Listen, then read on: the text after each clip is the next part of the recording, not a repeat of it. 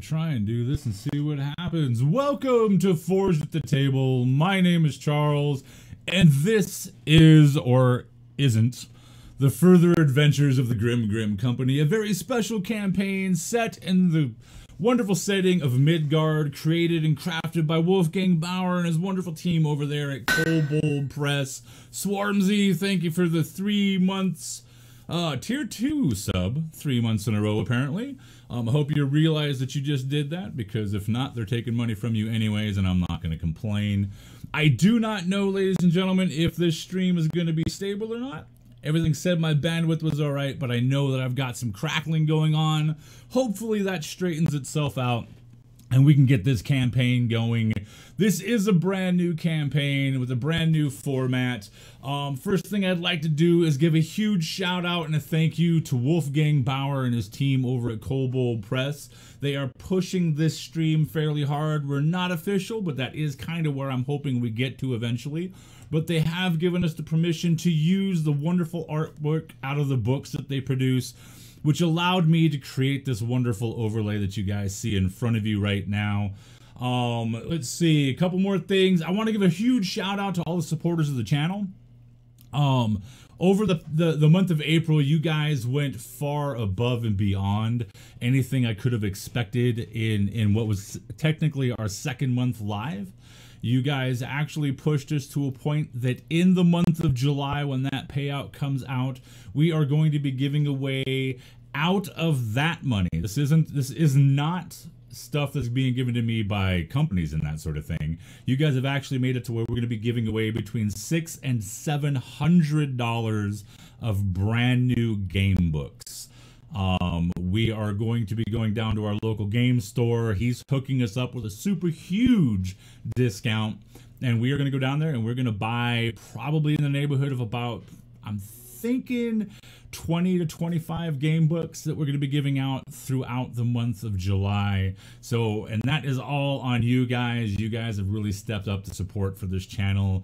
We love you guys, and it's super cool that you find it in your hearts to do that.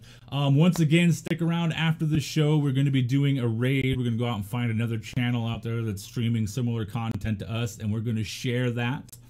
We're going to go out there and let these people know that they're not alone. We also going to have a voice chat after the show, so if you want to come on over and jump into our voice chat, it's really simple. You can just go ahead, follow that link right there, and that'll get you into our voice chat. You do have to be a follower, however, on our channel. That's what we limit it to. You have to be at least a follower over here on our Twitch to get involved over on our Discord. We have a Patreon channel, or a Patreon coming up here in the future, about a month and a half out yet. The Patreon itself is going to get you a whole lot of behind the scenes content. It's going to get you the character sheets used in the campaigns. It's going to get you copies of the backstories used in the campaigns. It will get you artwork of if there's any artwork that's involved with those characters done by some of the artists affiliated with this channel. You'll get access to that. You'll get access to bonus video of behind the scenes and post-game interviews, things like that. It's going to get you access to interviews that we're going to be doing with dignitaries throughout the gaming industry, and it's going to get you at least 1, if not 2 videos a month where I'll actually be talking about what's gone into the backing of making this channel, what goes into the games. You're going to get access to my notes. I'll break down decisions that I made during games, things like that. So you'll get all of that wonderful stuff. Know-it-all Pokemon Master, thank you for that follow. Welcome to the Forge, our unique and yes, all the time dysfunctional family. It's no longer part-time dysfunctional. So when we do manage to get, wow, Swarmy's camera went wonky there. When we do manage to get that Patreon up, we will go ahead and announce that to everybody. We did just recently launch this wonderful thing. I do not have any of my main moderators in chat, but you can go check out that link right there, and that will take you over to our store. We actually have some shirts, we have mugs, we have stickers, hoodies, all kinds of crazy merchandise over there if you want to further support the channel and get yourself some of our swag. There's going to be a voice chat after this. Patreon's coming. So what I'm going to do right now is I'm going to head her around the horn. I'm going to let these guys tell you who they are and the names of their characters. And then I'm going to do a little bit of setup for the game itself. I'll send it back around a second time where they will be able to give you a bit of a description, tell you a little bit more about their characters, and then we'll get this thing going. So we're going to start with an angry dwarf king, the player of Toby. Hold on. Let me get you. See, I caught it this time. There, now you can talk. Now they can hear you. Hi, everybody. Angry Dwarf King, or you can just call me RJ. I will be playing Toby. All right, Buffy Girl. My name is Jeannie, also known as Buffy Girl on here. I am going to be playing Alina. She's the Shadow Fae. All right, Pyro Druid. Hey, I'm Connor. I'm going to be playing Trollkin don't usually use like a set names, but Bet knows it's probably going to be his most common one. Trollkin Barbarian. Matt Ilragano. Hi, my name is Matt, otherwise known as Erraño. I'm a variety caster here on Twitch, and I will be playing Plague Needle. All right, Jens. God, I gotta follow Plague Needle. What's up with that? Hi, my name is Jennifer, or Jens. Everybody knows me as Jens. And I will be playing Drulira, Shadow Harvest, and she is a twin sister of Alina. Also Shadow Fae. And Swarmsy80, who we finally got into a game. Yay! I'm Swarmsy. I will be playing Archibald Tankardson. All right. And again, we are apparently having a little bit of crackle in the audio today. I don't know what's causing it. If it gets too bad for you guys out there, go ahead and post in chat, and I will go ahead and shut down the audio program, and we will refire everything back up as quick as we can to try and clear it up. Every once in a while, it's what happens. It's part of doing this live streaming kind of stuff. So first off, if you're not familiar with the wonderful setting of Midgard, go on over to koboldpress.com and educate yourselves. This setting has been around for roughly about 10 years. It originally debuted as a setting for Pathfinder and has recently moved into a setting for 5e. It is absolutely amazing. It is one of the most flavor-filled campaigns out there, where everything from races and classes to domains, arcane schools, archetypes, spells, and everything you can think of, backgrounds, all of it have been completely revamped, retooled, and are unique to the setting. You can of course use D&D 5e. That is the setting that we're using for this system. Not a system, but for the setting itself. Go ahead and go on over to Kobold Press. Again, I want to give another huge shout out to those guys for supporting us with the retweets and giving me wonderful, yummy hardback books. We've given away some hardbacks because of them. We've given away some PDFs because of them, so go pay some attention with them. So, you all have at some time in the past year petitioned for entry into the Grim Company, both a notorious and famous adventuring company that is based out of many different locations within Midgard. This particular branch is located in the free city of Zobek, in an area known as the Crossroads. You are all from this general area. At some point in the past 3 weeks, you each received a summons, a retort, or a response to the petitions that you sent in, to report to the company's branch headquarters in Zobek, a small 3-story inn known as the Hook and Nail. You are all at least somewhat familiar with the name of the establishment, and know that it is ran by a rather colorful character, an old lady known as Granny Talbot. Granny Talbot is a name that you all are familiar with. Many people have made the mistakes in the past of assuming that Granny Talbot was just that, a little old lady, and you've heard the rumors of how those bodies have never been found since. You have all converged upon the date of the summons and are gathered within the small tap room of the inn. You have handed over your summons to a half-orc bartender that you now know as Tallow One Tusk, a beast of a creature. He did nothing more than basically snort at you as you each presented the parchment to him, and he has seated each of you at the same table. Do any of you happen to know each other? Yes.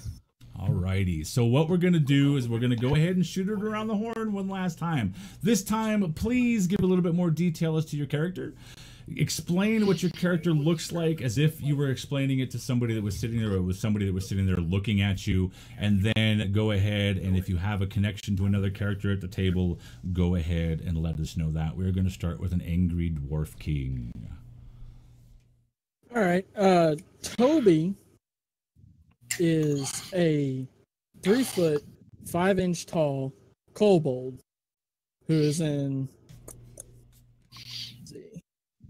He is wearing scale mail armor. He has a shield with 4 faces on it, and he has a short bow as well as a short sword as his weaponry.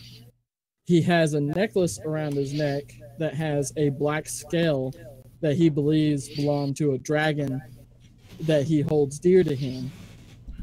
He has red eyes and is purple-colored scales. Buffy girl, Lena.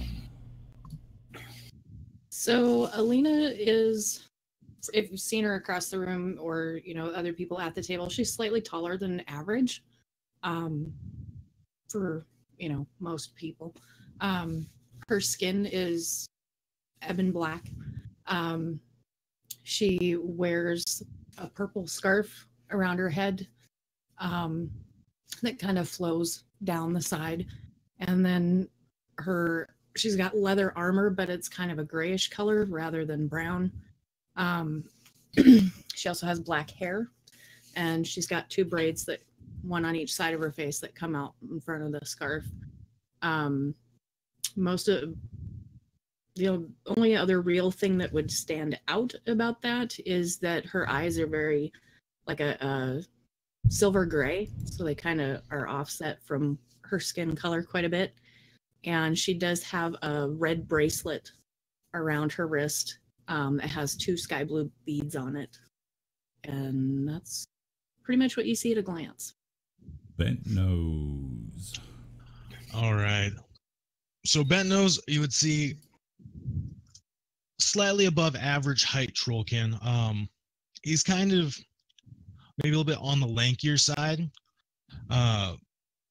Has a greenish gray skin, kind of the consistency of like well broken in leather gloves. You know, they'll protect you, but they're kind of very supple still. With, you know, little nodules here and there. He does have like, it's not quite fur, but he does have like very thick body hair in certain places. Again, kind of patchy, not uniform. He is wearing a kilt as always. With the temperatures kind of warming up, you can see him kind of like playing with his shirt, trying to decide if maybe he wants to take it off. It's laced like all the way down, so you can see, you know, his chest fur. Next to him, he's going to have his great sword, and you would see 2 hand axes on his belt. Long, they're dreadlocks in that he hasn't washed his hair in a while. You can see sticks and twigs kind of hanging out. And you can kind of see he's a little bit uncomfortable, like being in the building. Keeps like looking at the ceiling and kind of fidgeting a little bit. And he has like some hazel eyes. His face is pretty kind of run of the mill. You wouldn't pay second, you know, note to it. The one kind of defining feature of his face is his bent nose. It definitely looks like it's been broken, although there's no like scar that you can see. It's definitely just like off to the side. Plague needle. Just off to the side. I like it. So Plague Needle is about 3'4", rat folk. but it's surprisingly easy on the eyes for a rat folk. It doesn't really have like teeth out of place or anything like that. It looks like they were artificially placed, as if you might have had braces as a youth. He has several different rings in his ears of differing materials and qualities. He also, on his tail is decorated not with metal bands, but with cloth wrapping in different colors along its length, leaving the tip open, no flag on the end of his tail at all. You'll notice that his eyes, they're black with red slits in them, and they dart nervously around the room if you watch him long enough. Most of his body is covered in a blue-black sort of cape. It hides the main shape of the rest of him, so that unless you see his face without the hood up, you might think that he's just a very small human and not think twice of it. But underneath that, as you look closer, he has a well-cared-for leather armor that you can tell it has been scraped and scratched over the years, but still maintained. The other thing that is apparent about him is several different bags and baubles hanging off of him in different ways. And if you're a very keen-eyed observer who knows what you're looking for, you can spot several different little bumps and bobs in his cloak and his other armor that might or may not be secret pockets holding other things that you can't see yet. All right, I'm getting echo feedback off of somebody. Me too. It's been happening on everybody. It was doing it when you were talking in the opening. Yeah, and I could hear it on Angry Dwarf and then just on Matt. Yeah, I can't hear it on you. So How about me? Nope. All right. Anyways, moving on. We're gonna move on to Dalira, the Shadow Fae. Well, that would be me. Hi. Dalira, Shadow Harvest, my name, right? And I am a twin sister of Alina, so I look very much like her in some ways. I'm also very tall. I'm a little bit shorter than her, not very much, but a little. Probably the more striking thing is I am probably a lot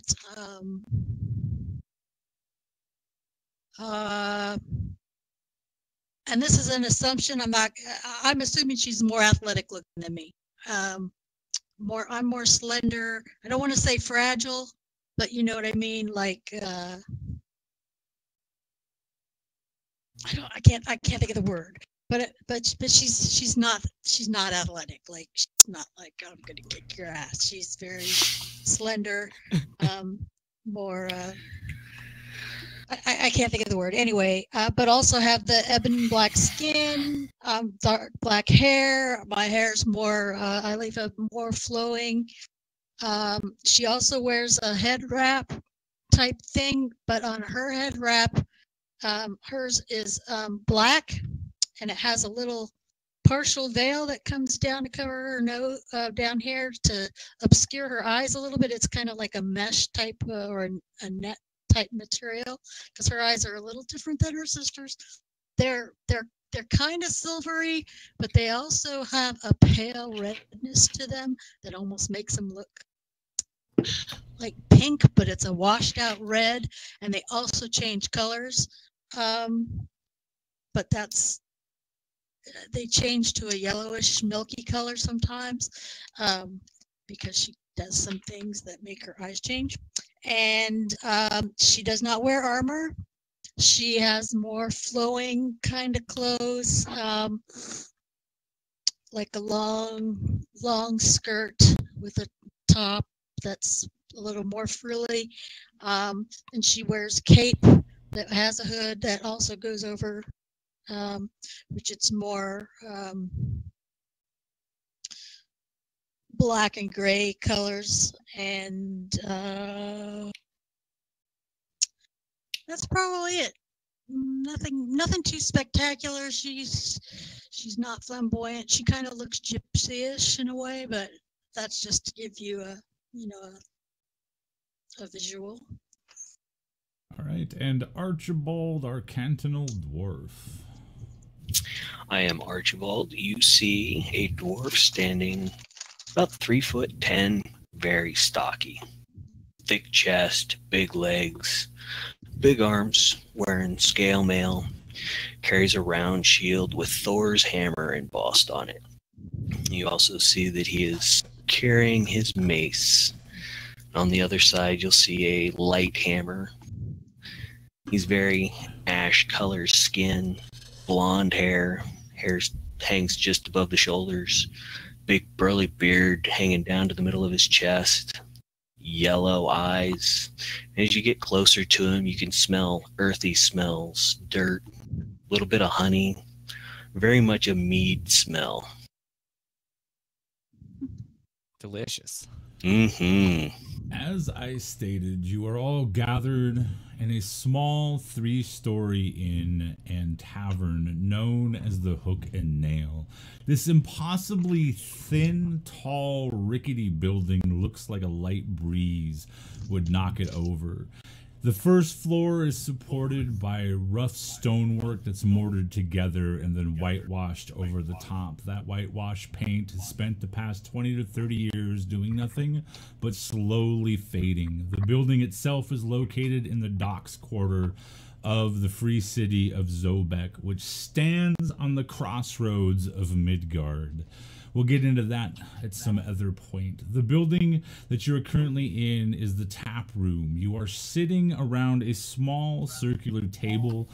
All of you are somewhat uncomfortably close together. Tallow One Tusk, when you handed over your rickety pieces of parchment to him, snorted and simply pointed over at the table itself. His one tusk, large, thick, and yellowed, his eye cocked up. A meaty finger with a yellow-nailed claw and a snort was all the directive he gave you. But looking at this beast of a creature, the thought of disobeying him didn't seem maybe to be a wise one. You have all gathered at the table.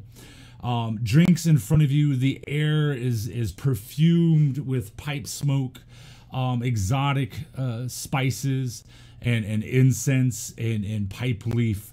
The building itself, the innards of this place are fairly dusty. The walls are stained, kind of a copperish red from the smoke of the incense, the pipe smoke, splashed ales and wines and meads. Tankards and glasses abound on the table. You've been sitting here for a couple of hours.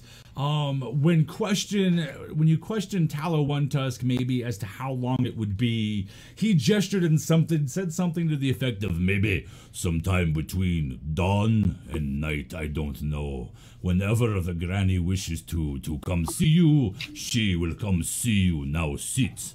And that was his only response. The population inside the tap room of the Hook and Nail is rather scarce right now. You can look around and you see the two things that stick out the most is there's a rat folk character, kind of scrawny and rather tall. You can see his nose flicking out from underneath the hood as he sucks down on some kind of a tankard of some kind. But when the sploshing comes out the side of it, you can see that there's chunks or bits of stuff inside of it. Like it looks like maybe cubed up pieces of apple or other things inside of it. And there is a bit of a strong smell coming from that general area. The other folk that stand out here is there a couple of what appear to be dock workers. You can see that they're wearing leather aprons, heavy leathers, that sort of thing. You can see gloves that are well used and well worn, tucked inside of boat belts. And you see a rather wiry, tall, dwarfish looking individual sitting at the small, barreled up, topped bar. You can see every once in a while him and Tallow exchange words, that sort of thing. You haven't seen anybody in here that looks like they would be special, and you have been sitting here for at least an hour. An uncomfortable silence between you and the others at the table. You did notice that you got looks as you made your way through Zobek. While kobolds, rat folk, raven folk, trollkin even are common here, people still look about at new folk and that sort of thing. You made your way here, you're sitting here, and you now see the others that are surrounding you. You currently wait for Granny Talbot to make her appearance known and to address the summons, and maybe you will find your way accepted to the ranks of the Grim Company. Charles? Yes. I had forgotten to say in my introduction that having come into the bar and seeing Bent Nose, I immediately am closer to him, as I have had past dealings with him, and in my past days leading up to this, we have had many interactions, and so I'm well acquainted with him. If not, I would do most of the talking. Friends. We're friends. But that would be the only person that I would know in this particular bar. All right. And like I said, the table that you're at makes you all kind of sit uncomfortably close to each other. You're all here, you would assume, for the same reason. We're gonna say that Bent Nose and then Plague Needle came in first, and then everybody else trickled in, and you all saw each other as you gave over pieces of parchment similar to what each of you had given over previously, and you were all directed over to the table where you sit. And it's one of those small, normally is a type of table that you would expect to see cleaned up, maybe on the back stoop of somebody higher up in society, maybe a pinky out in a small, fragile china teacup. It's about that size, and it actually has the entire group of you wrapped around it, uncomfortably close. You get kind of the feeling that you're being tested. You notice that several of the people, like even the dock workers, are paying attention to you. Everybody's eyes seem to kind of flick over to you from time to time, as if they're kind of waiting as you are to see what's going to transpire with this. You all, like I said, know that the company of the Grim has a rather shady and notorious reputation of being both a mercenary company, an adventuring company, a retrieval company. There's been accusations leveled that they're nothing more than a den of thieves, a hive of assassins, and a hideaway for all the scum and villainy within Midgard. And all of that may indeed be true. You all sit there drinking on whatever drinks you have ordered and been given. You have not been asked for any coin or anything like that. And you do notice that on the rather wiry yellow-haired dwarf that's dressed in basically a long tunic and knee-high boots, but you can see flesh in between, almost as if the tunic is kind of a short dress. It is as well a bright yellow color, and it looks like there may be a tabard over it. You can see on the back behind his ear easily enough, in the kind of dimmer yet flickering light of the room, you can actually see a rather kind of like a Cheshire cat style grin tattooed behind his ear. Go ahead, everybody, and roll me a bit of history. History. Oh, baby. 23. All right, let's go with Angry Dwarf. I got a 4. All right. I got a 3. Alina. Natural 20. All right, Bent Nose. I got an 11. Plague Needle. I got a 3. Right on. Delira. 8. And Archibald. 24. So Alina and Archibald, as you see this grinning Cheshire cat kind of tattoo behind this golden tressed, what appears to be a dwarf, although you're not, especially you, Archibald.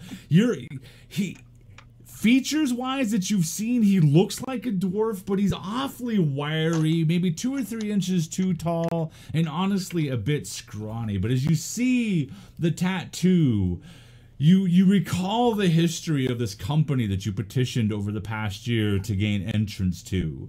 And the history is the Grim started over 100 years ago and has grown fast and gained a reputation as a reliable, if not shady, adventuring company for hire in that time, expanding its operation to locales throughout the whole of Midgard, with companions of the Grin in almost all the major cities throughout the lands. It is no wonder the ranks continue to swell, with those seeking adventure, riches, fame, or shadows to hide in. The name Grim is not the name the founders had in mind when they decided to branch out. The name was originally the Grin, named after Relos Grimgrin, a rather stout and famous dwarf and the now dead founder of the company. You see, old Grim had a speech impediment that caused his N's to sound like M's, and so the company went on to become the Grim rather than the Grin. You also, the two of you, know that this particular individual, the founding member, died in a battle known as the Battle of the Three Knights, and was reportedly swallowed by a rather large dragon during that fight. It is rumored that that dragon to this day suffers from heartburn and hides somewhere out in the Iron Crags in a treasure-laden cave system. And many have gone looking for him. But that's the reason why it comes to your mind that this particular dwarf would be wearing that particular tattoo, and it marks him as a member of the Grim company. So what are the six of you doing around the table with your newfound companions or compatriots? Well, I'm going to be catching up with Bent Nose about his latest frolics through the wilderness, and trying to, what have you been up to all these past weeks that I haven't seen you or had you on as a contract? Well, I just got back from there were these scholarly types. Something about ruins over by the Iron Crags, and so I was guiding them, there and back. I actually just got back about 2 days before I received the summons, so it was good timing on that part. Is it really hot in here to you? No, but you are usually the one to take off his clothes first, so it's not too far out of the realm of possibility that it'll be hot for you and not for me, as I do know that heat rises. Is that the case, really? That's what they tell me. Why are mountains so cold? Well, that would be a question for your scholar friends, not for the lowly folks like myself. How about you, Kobold? Have you been up to mountains recently? No. I like just mining. Oh, underneath the mountains, it seems. So here's another question then. If heat rises, why are mines so warm? I've only been in a couple, but this seems backwards, my friend. Well, you spend a week in a mine and figure out what it is. Oh, have you also been in mines, Fair Dwarf? A few. What brings you down here to this establishment? I see that you also got the same parchment that we did. Yes. The calling of Thor has brought me to this company. You've been talked to by Thor himself? Well, I don't know if I've been talked to, but he definitely pulls me towards battle. Ah, well then, remind me to stay well behind you if battle comes to your front. I may be tossing you out front. And whisper in Plague Needle's ear, yeah, you definitely want him in front. Dwarves are a shady bunch. And you enough. Can keep your shirt on. From what I know of him, when the shirt comes off, that's when the real adventure begins. Not a sight I want, thank you. Yeah, well, nobody wants to see that either. Speaking of things that we may want to see, the ladies. What brings you to this fine establishment with your festive headgear and mysterious origins? Mysterious origins. I know not from where you come. You are a mystery still to me, young. Ah, okay. I'm understanding your wording now.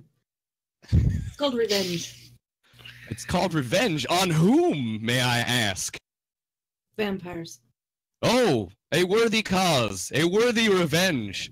Do you speak for the both? Yes. You would prefer me speaking rather than my sister. Ah, if that is her voice, I can see why you might speak for both of you. It's the same reason that I tend to speak for Bent Nose when we are together. I'm not too Just good with fine. words. He's much better with what's your great sword. But is there anyone around here? Here's something that I've noticed from sitting here for Too long. about a fur's length of time. Does anyone else see that they're all staring at us? Well, you look are at your making company. Quite a bit of noise. What did you say about the noise? You're making quite a bit of noise. Why would they not? Oh well, I'm worth looking at. This is a well-known fact amongst my friends. But I guess with the company that we have, we do make a strange silhouette, if nothing else.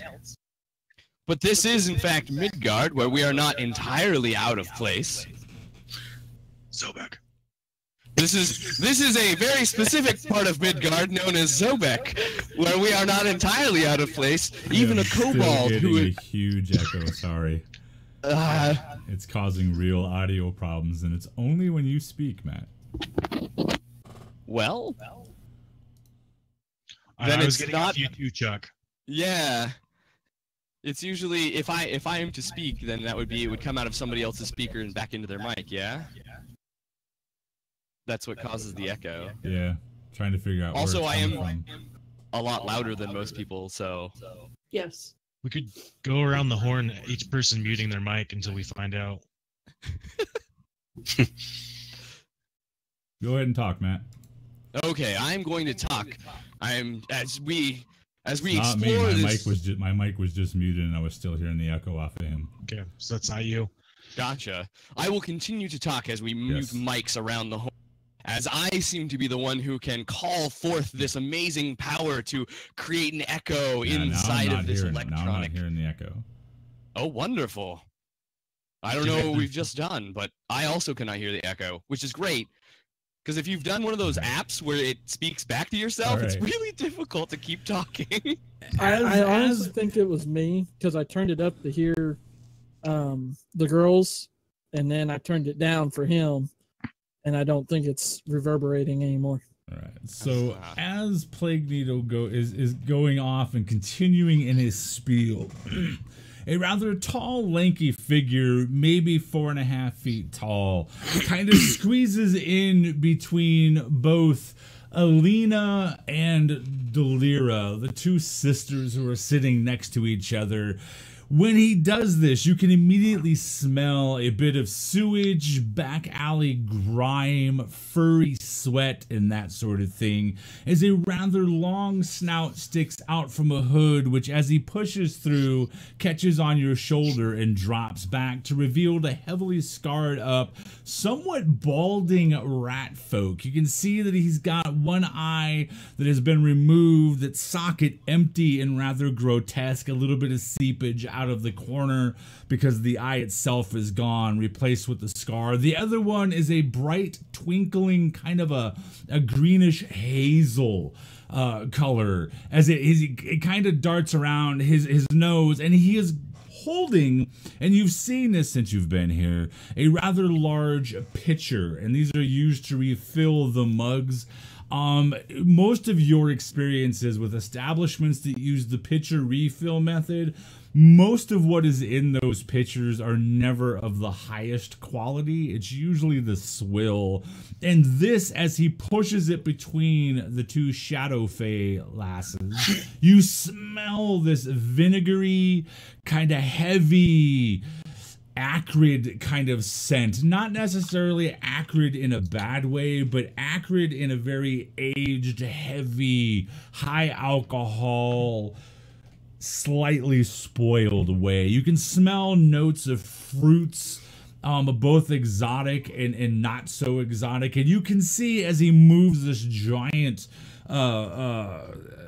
pitcher between you and drops it kind of on the table with a fairly large thunk.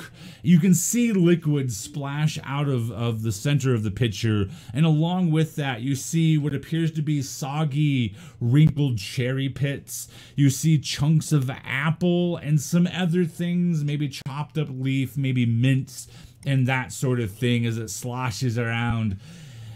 How's you doing, lads? It's good to see a new band being formed with the company. I just wanted to come over and buy you a drink and to celebrate that. I'm sure Granny is going to see in you what we've all seen, which is a grand band being formed.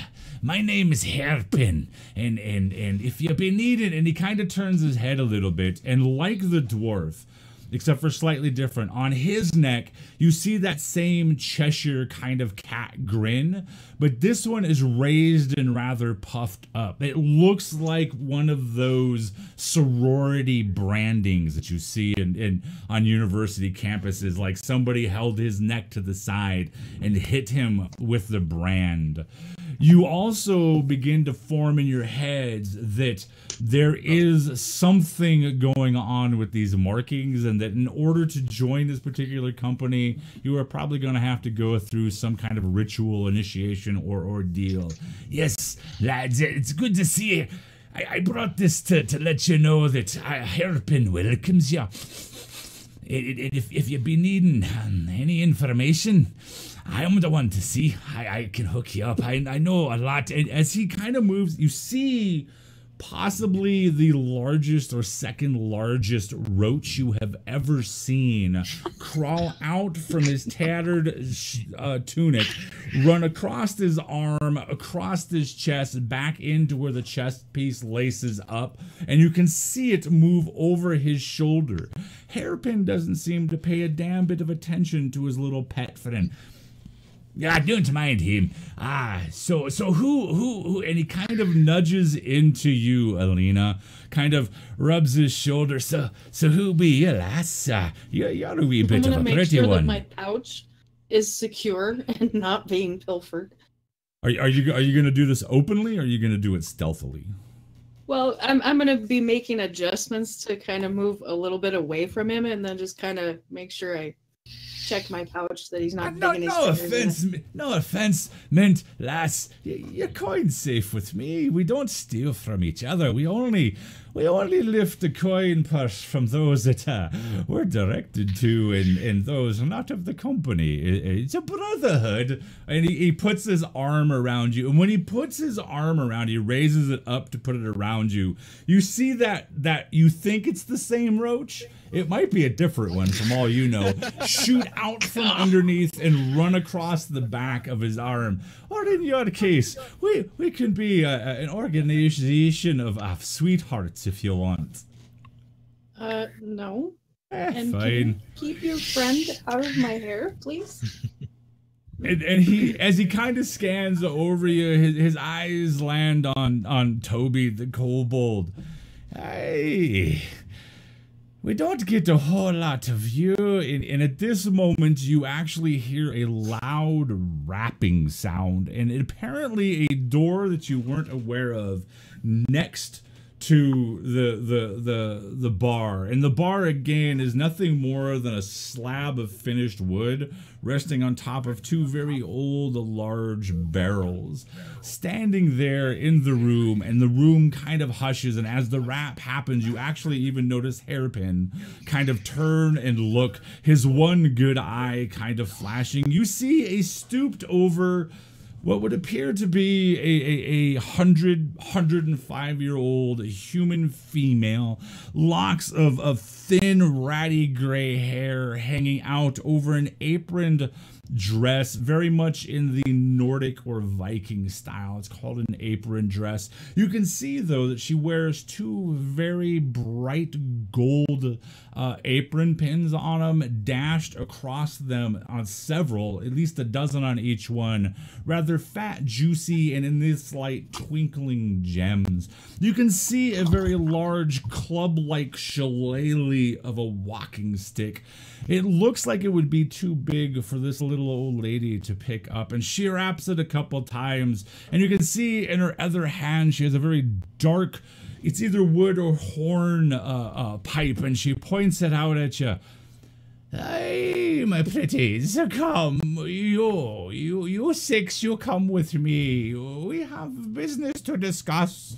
And she spins around, a thunking sound off of the shillelagh-like walking stick as she exits back out of this room and into a dark hallway beyond.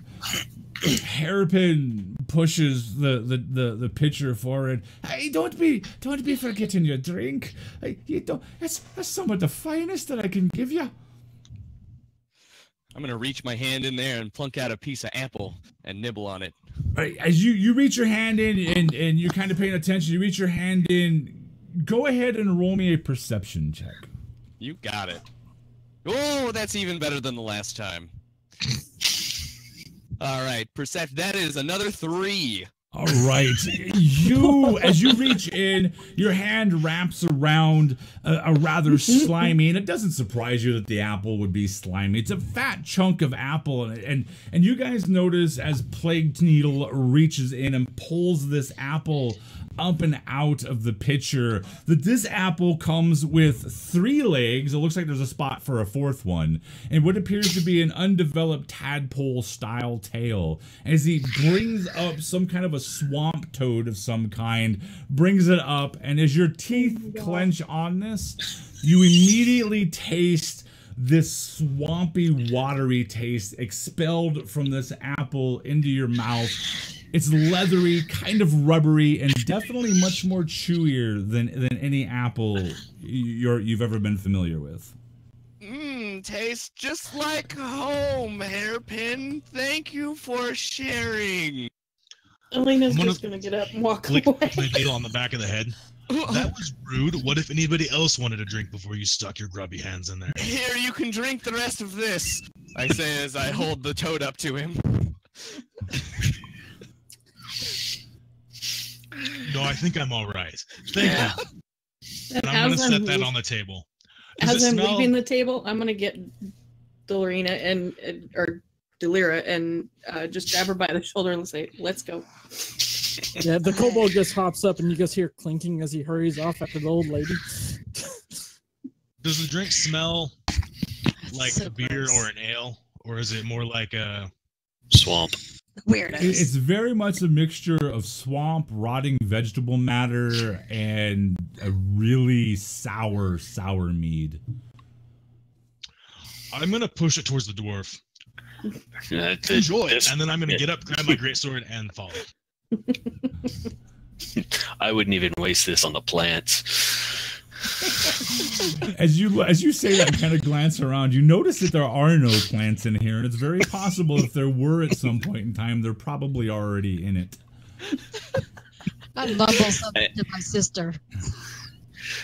As I walk by Hairpin, thank you for the offer, but I try not to imbibe.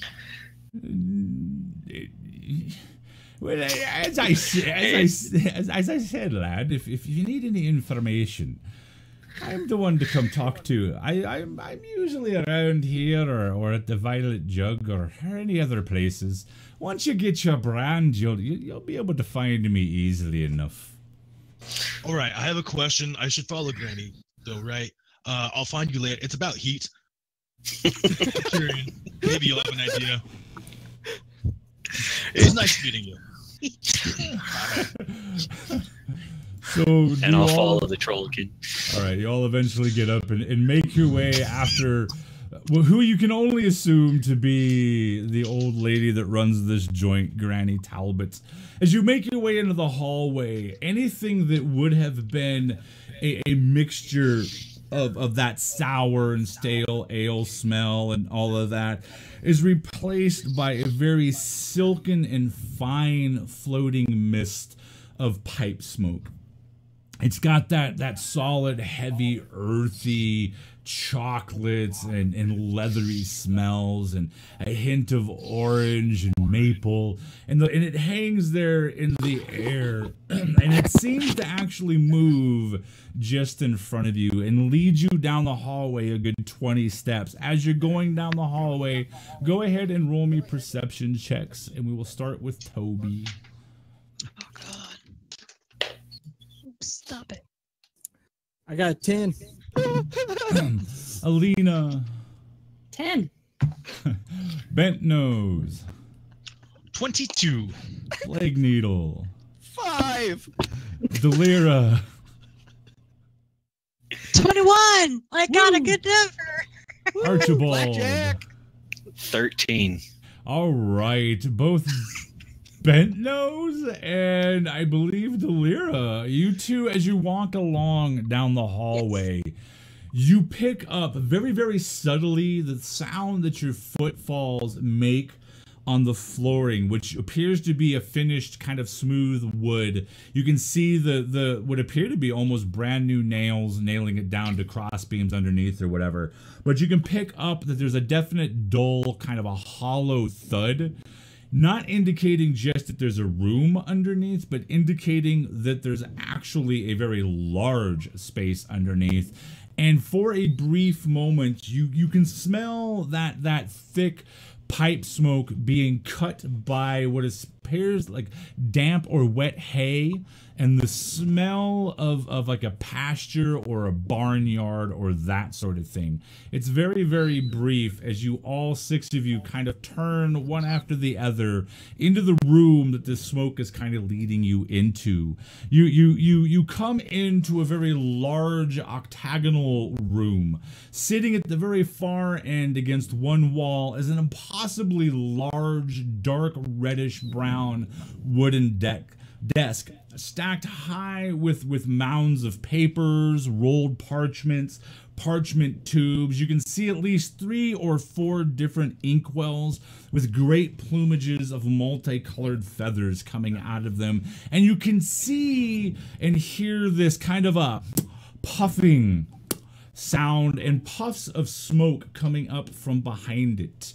You hear this rapping on the floor, that heavy kind of a shillelagh-like club cane or walking stick. Hey, my pretties, pull up a seat if you will.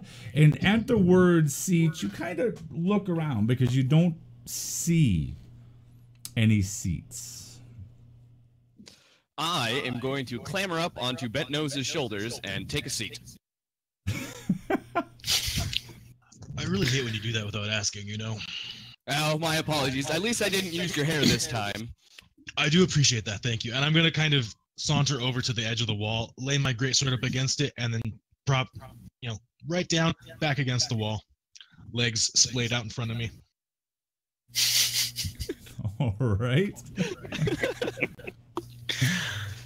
I'm going to try to look around the mounds of papers.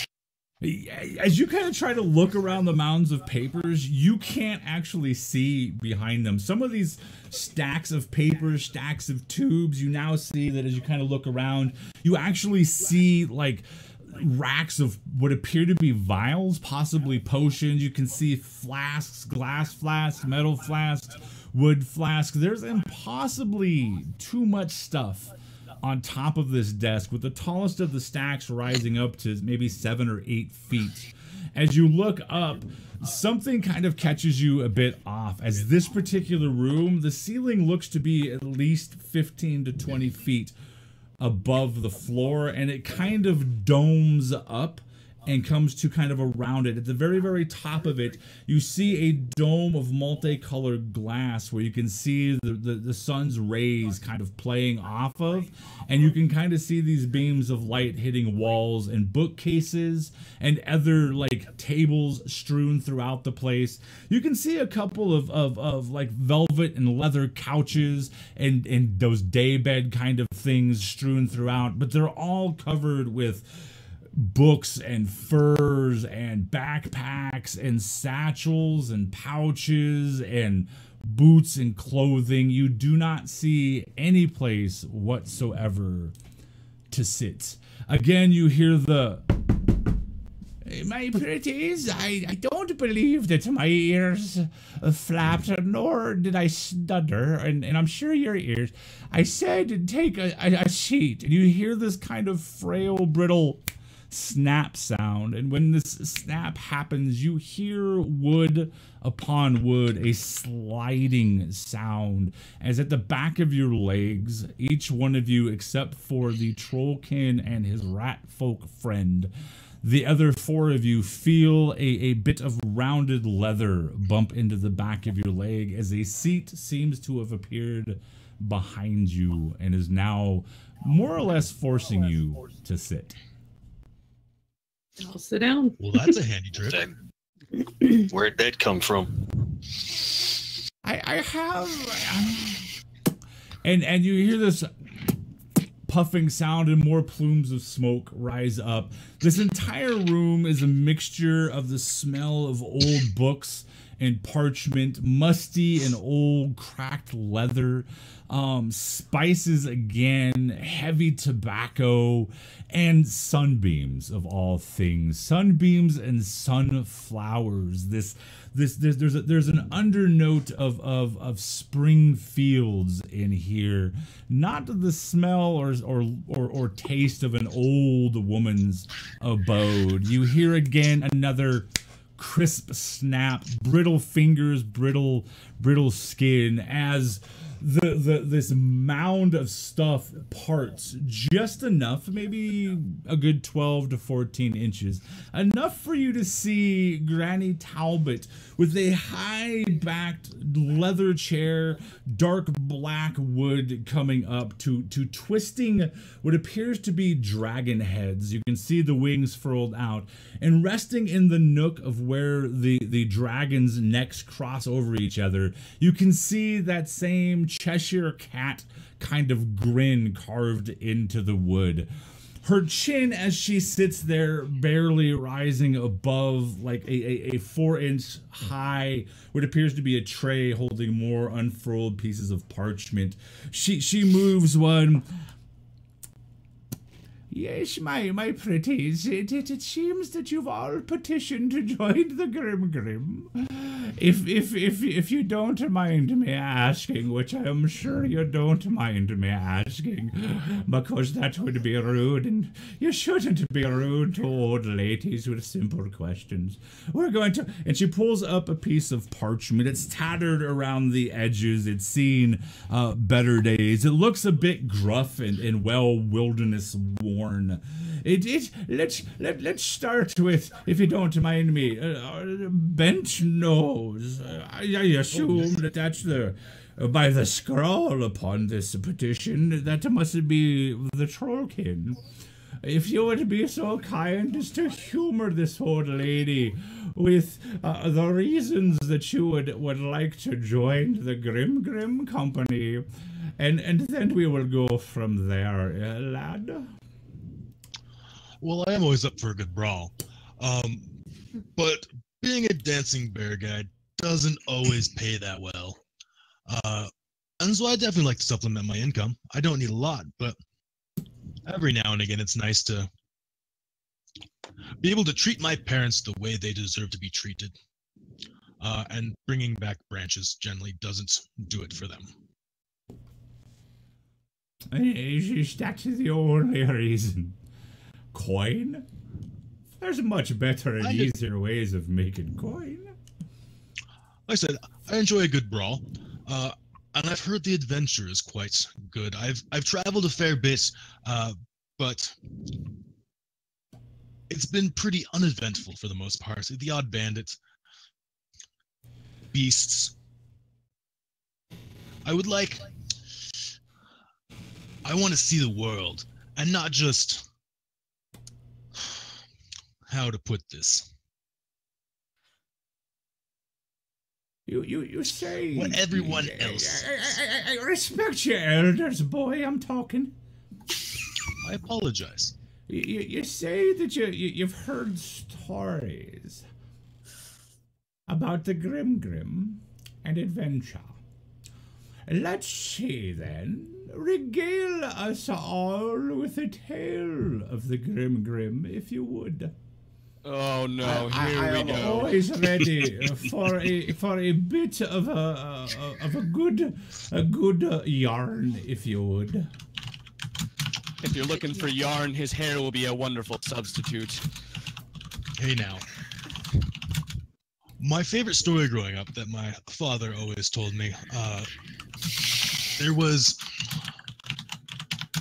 a war, some sort of border dispute. I can't remember the specifics. I don't have the best memory, so I apologize. There was something about a dragon.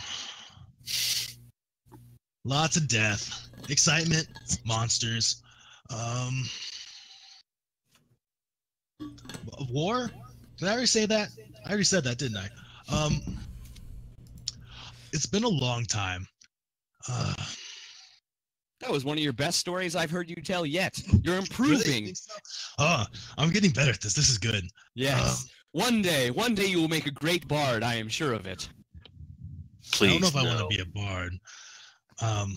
If that is a tale that you've told, it's obviously that this one is not one for the Bardic circles around festivals, lad. Shush, not. shush, shush, shush, shush. An elder is speaking. So let's. She sets aside the piece of parchment, takes a sip off of a very dainty looking small crystalline goblet, lifting it to her lips. Let's see here. Oh yes.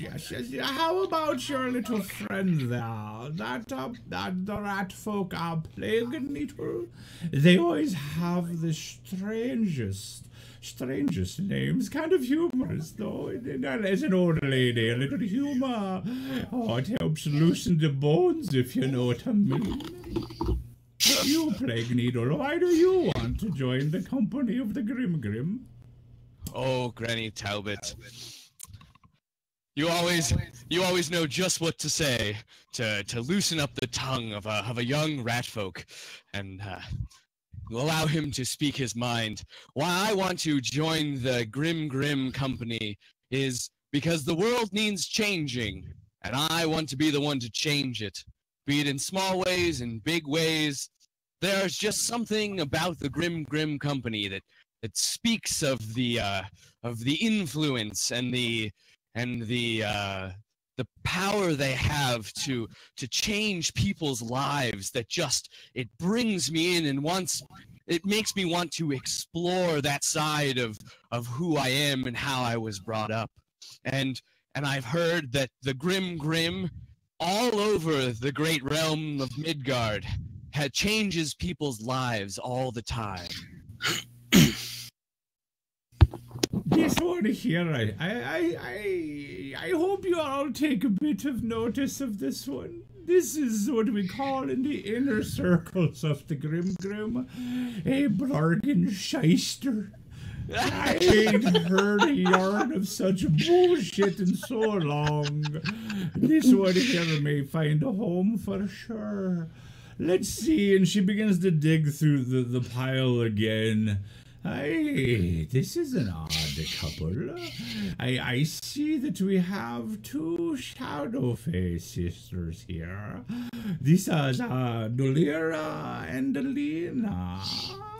Yes, what brings two who travel the Shadow Road to join the Grim company? Not that we bar entrance to anyone, but this is a bit strange. Well, my sister and I have, over the last several years, been learning our talents. Unfortunately, we have not learned how to support each other while using those talents. So we need a little bit of worldly experience in doing so. That's your only reason. I don't. Again, for the rest of you, if it's improving your talents or gaining coin, my sweeties, there's far easier and less dangerous ways to do it than by joining the Grim. I smell once again shite floating on the air. You care to take a stab at it, Delira? We want to kill vampires. You see, I like this one much better than that one. That one's full of shite. This one speaks the truth. I like her. I like this. Lash, you're going to go a long way. Although I smell a bit of the grandmother on you, and I don't mean myself. This one's got ties to... Yes, you got ties to the grandmother. This one's not all there in the head either, I sense. So, Alina, Shadow Fae Walker of the Shadowed Roads, you care to take another stab at it? Well, actually, I didn't get to finish. We need to learn how to fight it together using our talents so that we can actually seek revenge on the vampires who annihilated our village. Yes, the vampire. Yes, okay. I'll leave that one at that. You seem a bit angry. I don't want to razzle your frazzle, lass. I don't want to set you off, you know. So, and she begins to look through once again. This is an odd bunch here, I tell you. I'm going to enjoy these ones. So, Lord Archibald from the Cantonal Dwarf lands, what in the nine hells brings you to my doorstep? Thor draws my blood out. He stirs inside. I've been missing a good fight. By the hells, I forgot the people wanting to fight the friggin' vampires. I forgot the people that got problems with the Baba Yaga. And now I've got a damn dwarf here that wants to go fight fucking everybody. Why not? This is interesting. And she moves the final piece of parchment to the side. You there, Toby. You little lizard face rapscallion. What brings you to Granny Talbot, my lad? With her announcing his name and looking at him, he gets really excited, showing his big grin, and starts clicking and clacking in the tongues that he would do with other kobolds, as he does when he gets excited, and then quickly corrects himself and goes back to the native tongue. I want to gain the power of a dragon and teach people to fear the kobolds again.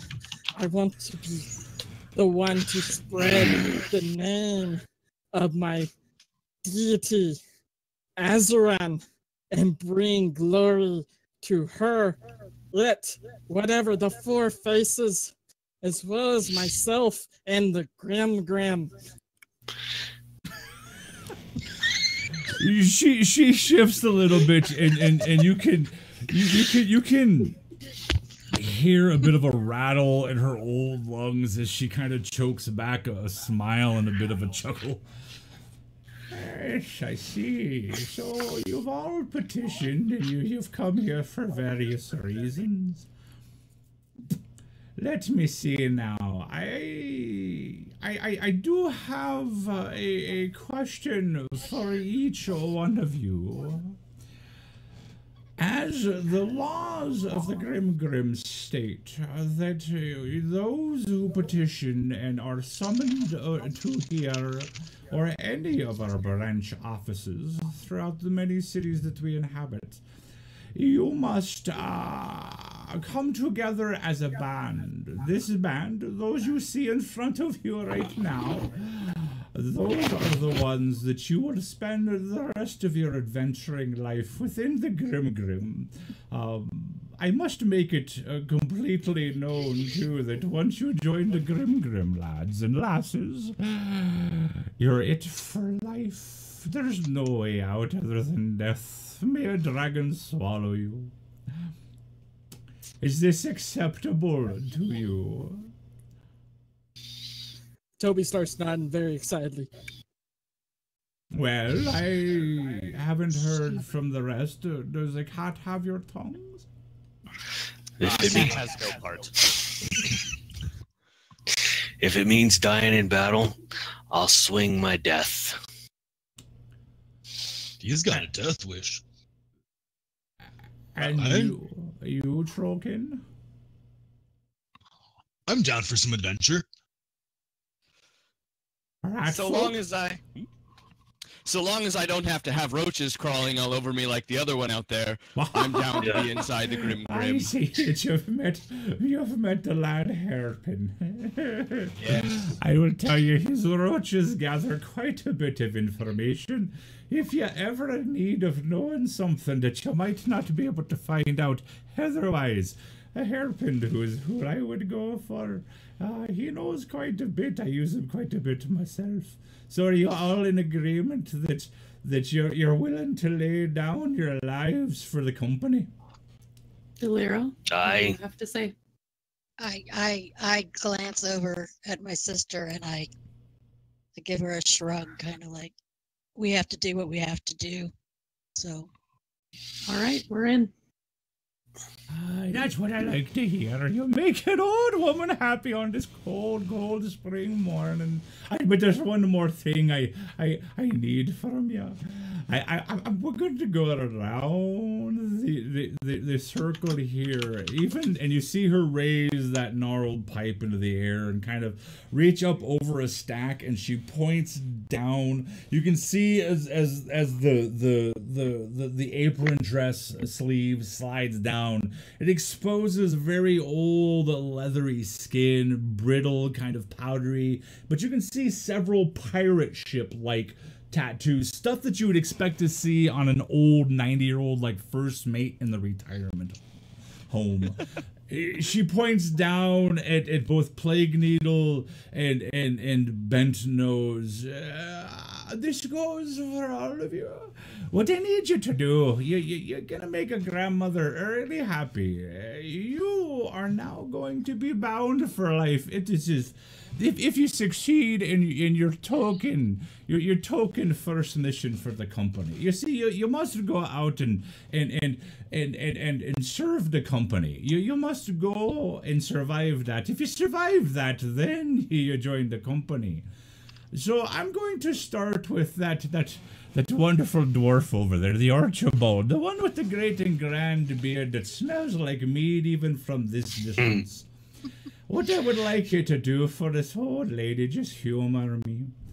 Go ahead and look at each of your now brothers and sisters, and point out to me they're at least one good quality and at least one bad quality. You know, since you're going to be together, you need to know each other. So you can start with that one there, Archibald.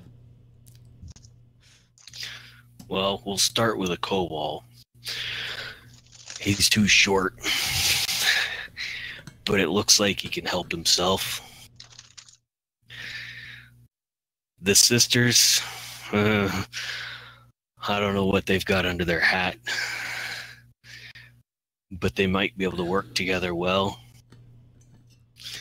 The rat folk, now, he might make a good dart, but he might be able to move around.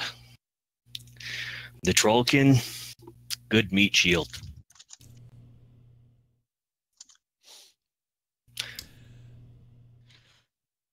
Just because Delira, sweetie, if you can get the grandmother witch, that Baba Yaga, to quit talking into this ear and listen to me out of this ear. Go ahead, starting with your very own little sister over there. Go and tell me what you see in each person. Baba Yaga only speaks wisdom to me.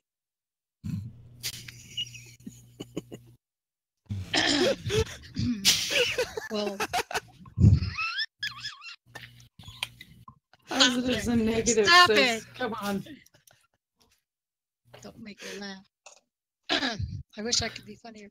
Anyway, with my sister. Well,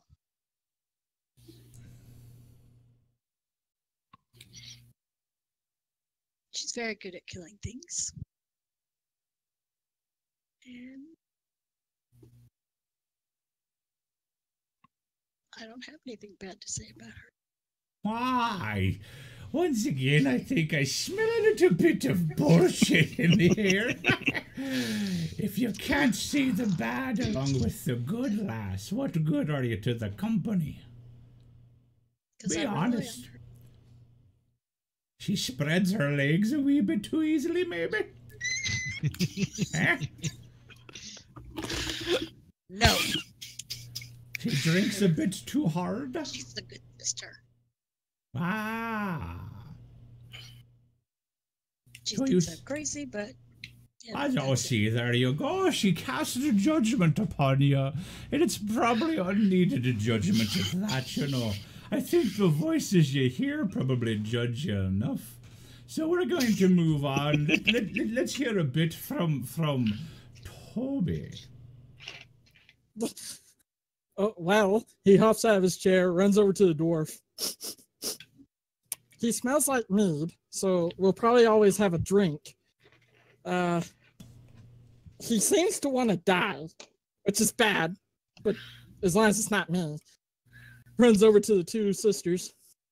They want to kill vampires, which is a good thing, but they seem unsocial, which could be bad. Runs over to the trollkin and the rat. Starts sniffing. This one needs a bath. That one's a good face. And that one could probably hit harder than I can. So, all in all, as long as I heal them, and as long as I burn whatever gets in our way, we should be unstoppable. Then he goes back and sits down. Stop. Oh, I think I could find a place for you, that's for sure, lad. Let's see, the trollkin, the gruff fellow from the wilderness, the bent nose. What's your assessment of your compatriots?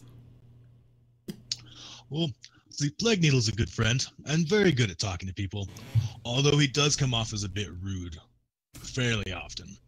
The two sisters both seem like they could handle themselves. They kind of know their way around the world. Although, as the kobold said, they do seem to lack manners, maybe the proper word. They're a little standoffish. The kobold, he seems very friendly. I like him. Although he is very tiny. I feel like he's probably going to get hurt. Especially if you step on him. Rude. I'm Well, glad I they're don't going want you to after get you hurt. and not me for the size. I don't want you to get hurt. You seem very nice. At least I'm just worried about that. Shield. I armor, know I'll be fine. Plague Needle can take care of himself. I haven't worked with you yet.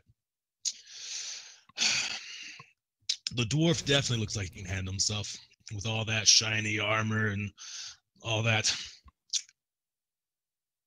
Although I don't know about the whole dwarf thing.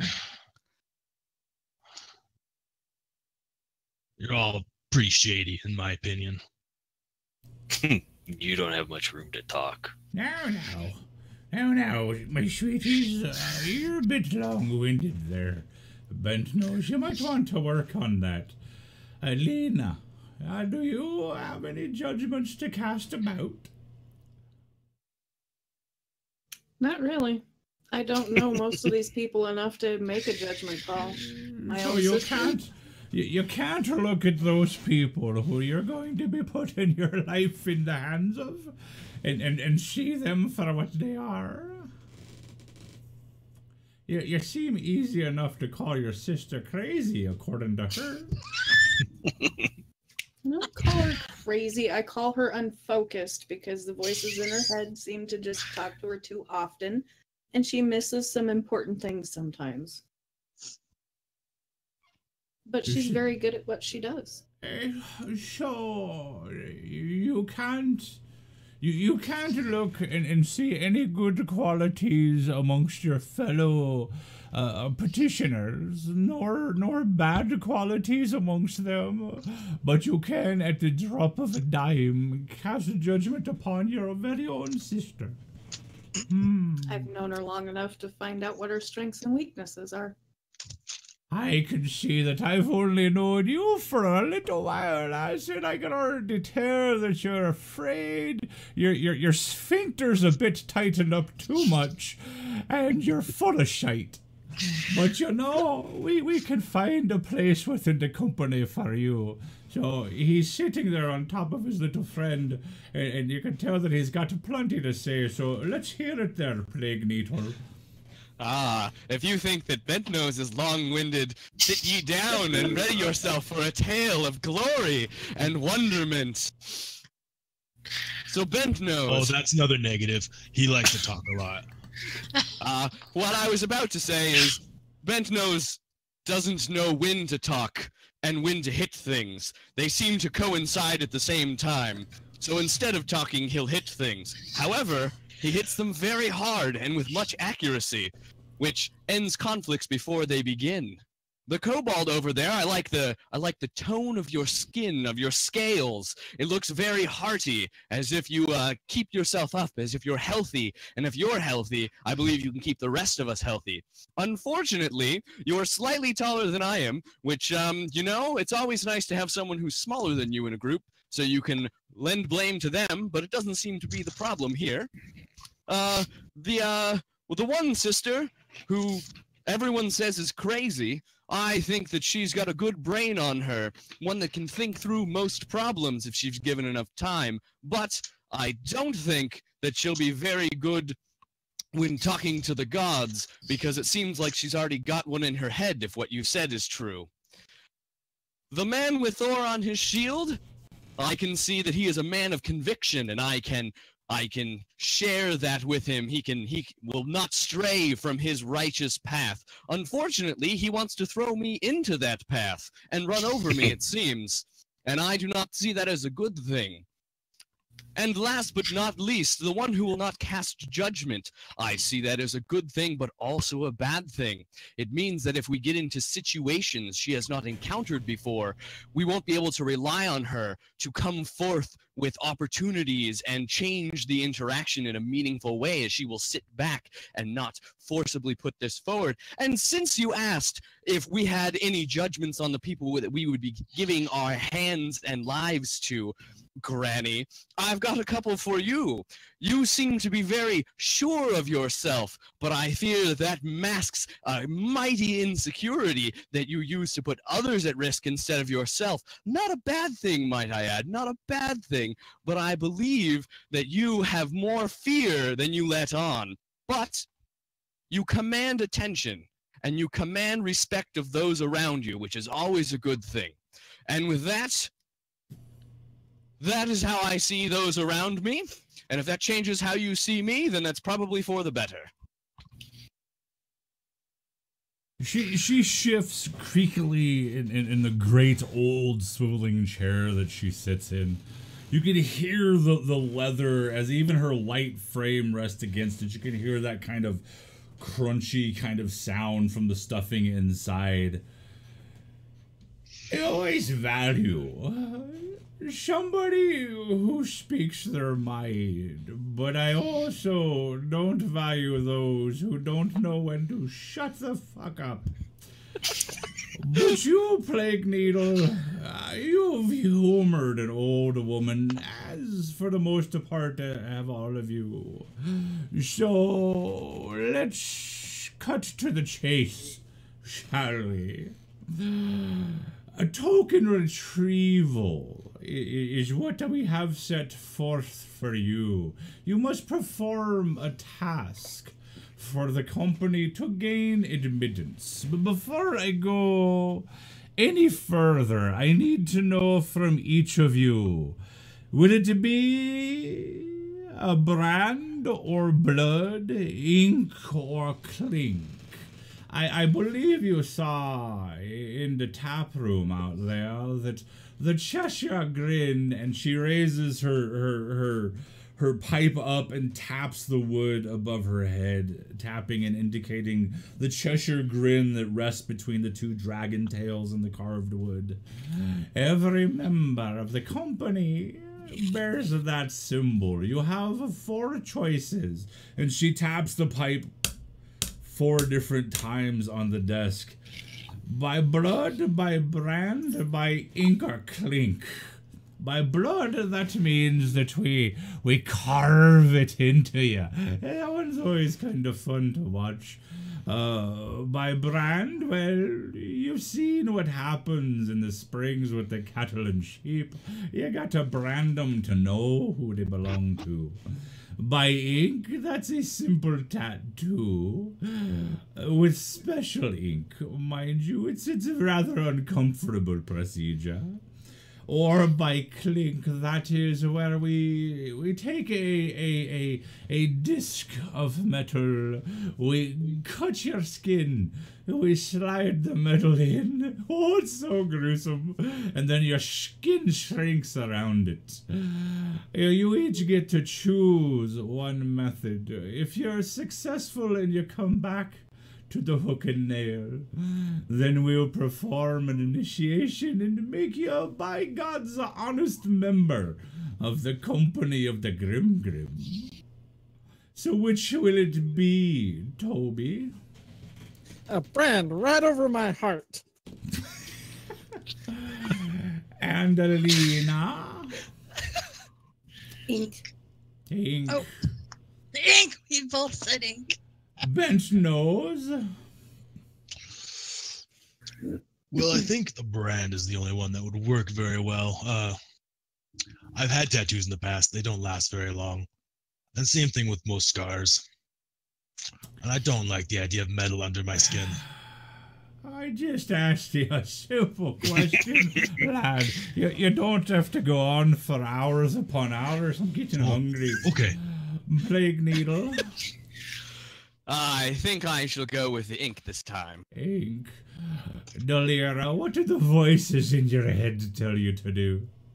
Ink. Ink. And Archibald. My 413th favorite dwarf. Clink. Clink, alrighty.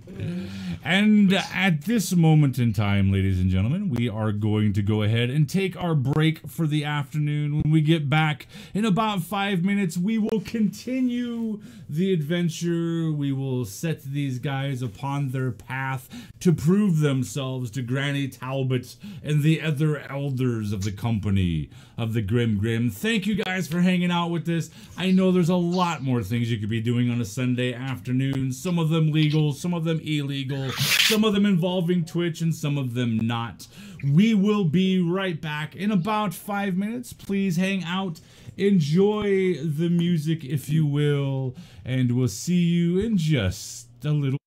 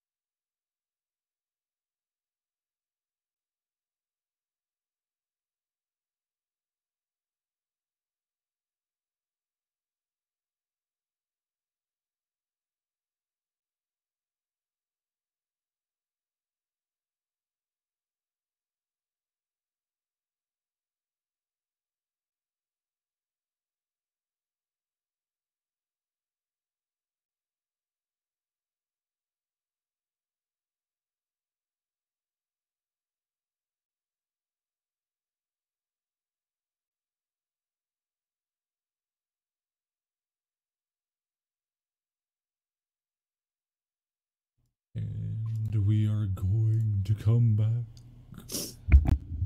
Hello, Excuse me. everybody. Excuse We me. are back. Thank you all for sticking around for part 2 of our stream today. As with all of the initial streams for all the campaigns, we're probably going to go about another hour to maybe hour and a half to make it 2.5 to 3 hours today. And then every show after this one is going to be 4 hours in total length. We're bumping as many of our shows as we can into that area. If you guys would be so kind as to hang around afterwards.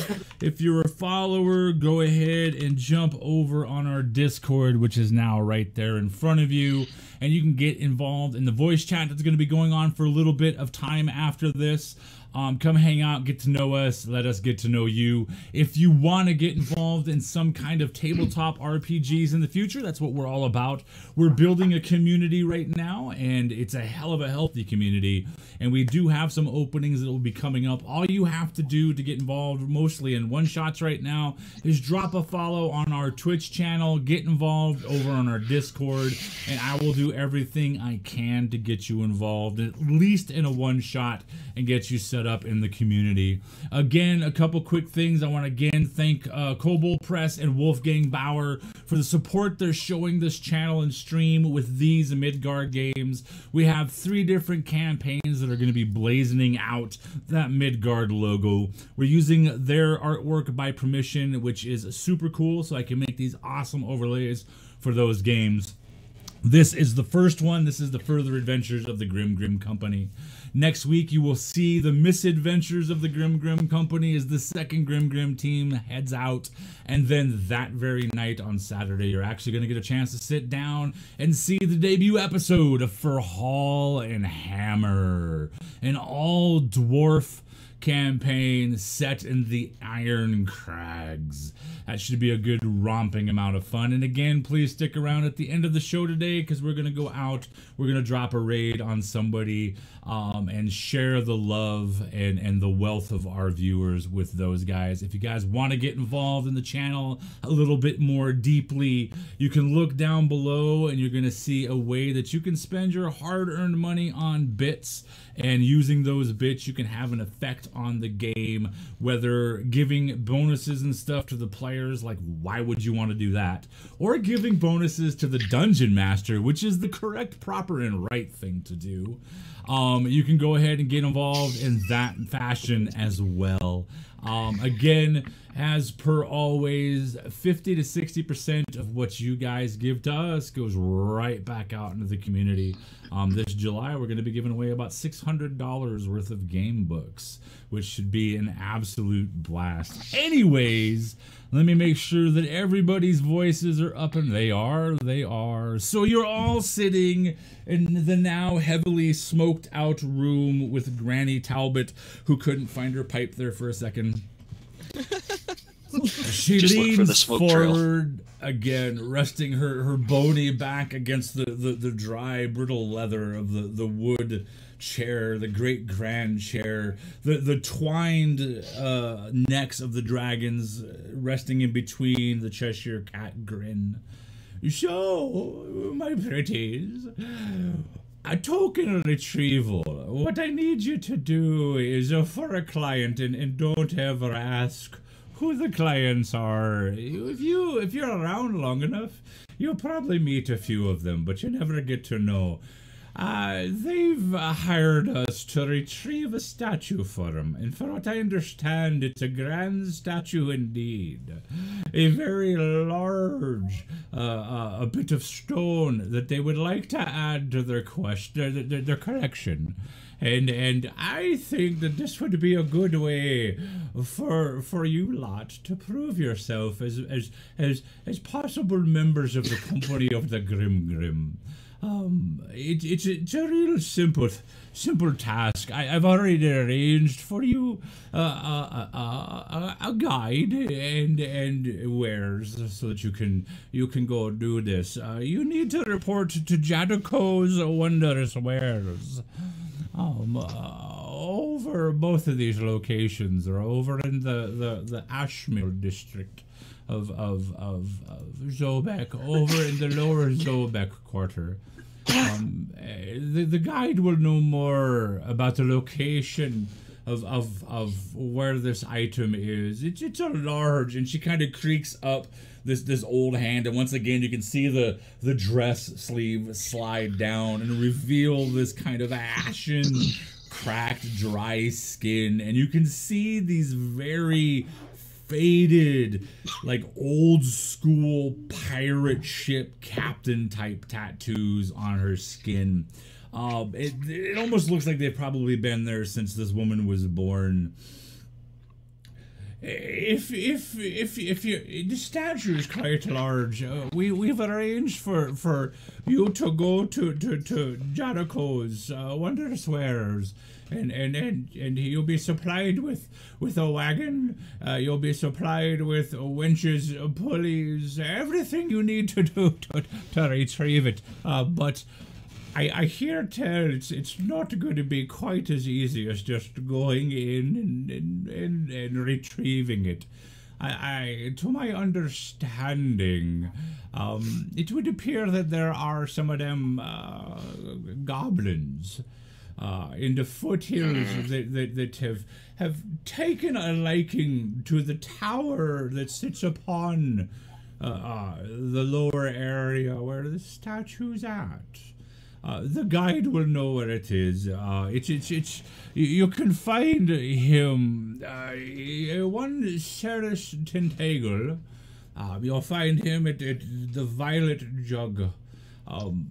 You'll find your way there. One of the things that everybody is well aware of, that in midday, making your way through Zobek itself, the streets, is quite a jostling, time-consuming sort of adventure in and of itself.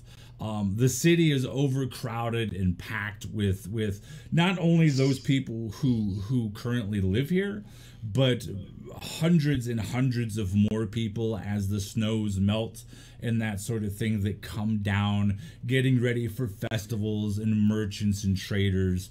And all of that sort of riffraff comes in. So even getting from the gateway that you came in through, which most of you came in through the south gate, which she indicates, and as she kind of moves some more items on the desk in front of her, you notice that when her hands come out and she moves things, she doesn't actually touch them. It's almost as if there's an unseen force between her hands and the items on the desk. And when she does this, you can actually see on the desk what appears to be a map. If you'd be so kind, sweeties, come here and let Granny Talbot educate you a bit about what you're going to be doing. And she stands up. You hear what you think is a pop of a hip, and in the creak of very old bones. Come. Stand up and go towards it. She points down at the map, and when her pipe end touches the map and taps the map, you see basically the area of the crossroads of Midgard, and you see this small dot with a kind of roughly scrawled word that appears to be the word Zobek, and indicates that that's the city. The Merry Mercenaries, thank you for the follow. Super appreciate it. Welcome to the Forge and our unique and hella dysfunctional family. Good to see you guys jumping on board. If you guys want to go ahead and hang out sometime on our Discord, jump in on some games, maybe we could do some collaboration stuff, because I know you guys run some stuff as well. There is our Discord. Feel free to jump on over there and join in. Anyways, as she taps the map, you see the map zoom, and the rest of the crossroads kind of go away, and up pops Zobek, and she taps on an area where the river is at, and you can see several districts. You see areas marked out as the Merchant District, the Gear District, the Temple District, Upper Zobek, Market District, Lower Zobek, the Ghetto, Dock Desk District, and the Gullet, as well as the Collegium and Citadel districts. But she taps over on Lower Zobek, and it zooms in a little bit more. You can see that right there, marked with a little banner over the top of it. You can see both Jadico's Wondrous Wares and the Violet Jug. Your guide will be, my pretties, at the Violet Jug. Jadico, just, and she reaches down, she pulls out a coin and puts it on the desk, and it is a silver coin, rather thick, well crafted, that it has that Cheshire grin smile of the Grim Company upon it. You just present him that there coin, and he'll hook you up with everything you need to partake of this thing. And she pulls out, like I said before, there's all these racks of like vials and decanters and flasks, and she reaches over and you can hear the clinking of glass and metal and wood, and she pulls out a vial and she sets it, and it has four silver clawed feet coming out at the cardinal directions, and she sets it so it sets up on its own, and you can see inside this brown murky, it reminds you very much of swamp water. You can see bits floating inside of it, and as for that rapscallion, Ceres, the one that's supposed to be your guide, if you find him in the Violet Jug and his ass is a bit too drunk to lead you to where you need to be going, if you have to, take him down, tell him that this one's from Granny, place a kiss on his forehead if you would, and I don't care which one of the lot of you does that. I don't think he cares either. And pour this down his gullet. It'll straighten him up. He won't be happy, mind you. He'll probably come up swinging, but at least then you'll be able to find your way to where it is you need to be. You load the statue up, you bring it back to Granny, and we're all set. If you do that successfully, we arrange your initiation. And one other thing, if you find anything of value while you're there, bring that as well. The split is real simple. 25% to you for anything you find, 75% to the company itself. It's a fair deal. You're gonna find it harder to beat, and plus you work for us, so you follow the rules or you vanish. Sound agreeable? For you, Granny Talbot. That sounds fair. I like not vanishing. What was that, Alina? I have a question for you, Granny Talbot. Okay. What is your question, lass? What was the reason you joined the Grim? I'm not quite sure I ever joined the Grim lass. I've kind of been here since the beginning. I was actually there when Orelos got swallowed by the damn dragon. I've been here a while. You saw a dragon? Aye, lad, I've seen dragons. I've seen more than one. I hear a story. You hear a job calling, and she reaches out with the end of the pipe and taps you on the nose. You have a job to perform. Maybe when you're a full-fledged member, laddie, then we'll talk about stories, and Granny can regale you with all kinds of stories. Stories of dragons and dragonkin and dancing girls and whatever you want. But for now, get out, go do what you've been hired to do, prove yourself, and let's get on with it.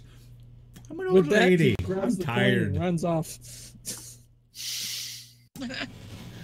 So what are the six of you going to do? And my God, I need to clean the end of this pipe because that is some old ass tobacco in there. Well, Toby grabbed the coin, so I'm gonna grab the vial since I'm the next one next to the desk. Okay.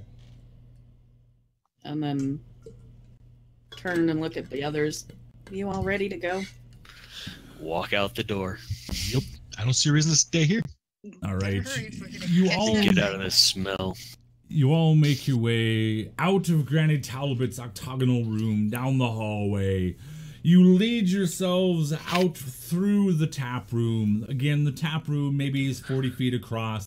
This building is rickety. There's a light breeze outside, and you can hear the timbers that this building rests upon. And you can hear the building shifting from side to side with rickety bits of creakiness. And it's almost as if you cannot, that it's going to fall down around your very ears. And you can see throngs of people moving through the dock districts. You can see wares and heavy wagons laden down, the suspension systems on the wagons groaning in protest to all of the wares being unloaded from the numerous barges out in the gullet and out where the docks actually are. There's two great bridges that allow merchants to bring their wares across. And you can look out there and you can see some people getting pinballed side to side as they try to move through the streets. And even though it's springtime, the body heat out there does make it a bit tacky from time to time. But that is where you need to go. You know that you're supposed to be on your way to Jadico's Wondrous Wares and the Violet Jug. You're going to be heading out into Lower Zobek and making your way there. So you guys gonna head out onto the city streets? Yeah, Yep. as we get outside, I'm going to untie my riding dog and hop on its back. All right, as you untie your riding dog, everybody go ahead and roll me a perception check.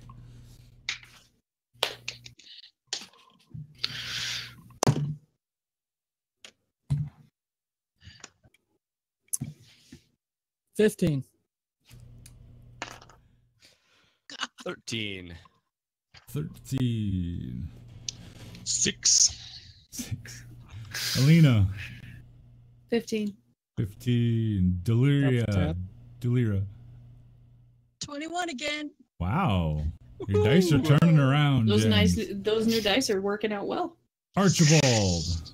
18. 18. So basically everybody that rolled a 15 or higher, as you come out onto the streets, the throng, you kind of find yourselves kind of pressed almost back in as there's this shifting throng of people, every walk of life, merchants from high to low. You can see even moving around out within these crowds, people that you recognize as being pickpockets. You even think you see briefly somebody that's got a tattoo above their eyebrow in the form of the Grim Company Cheshire Cat grin. But the throng is immense. Your riding dog, Plague Needle, even kind of furls back a little bit from the throng.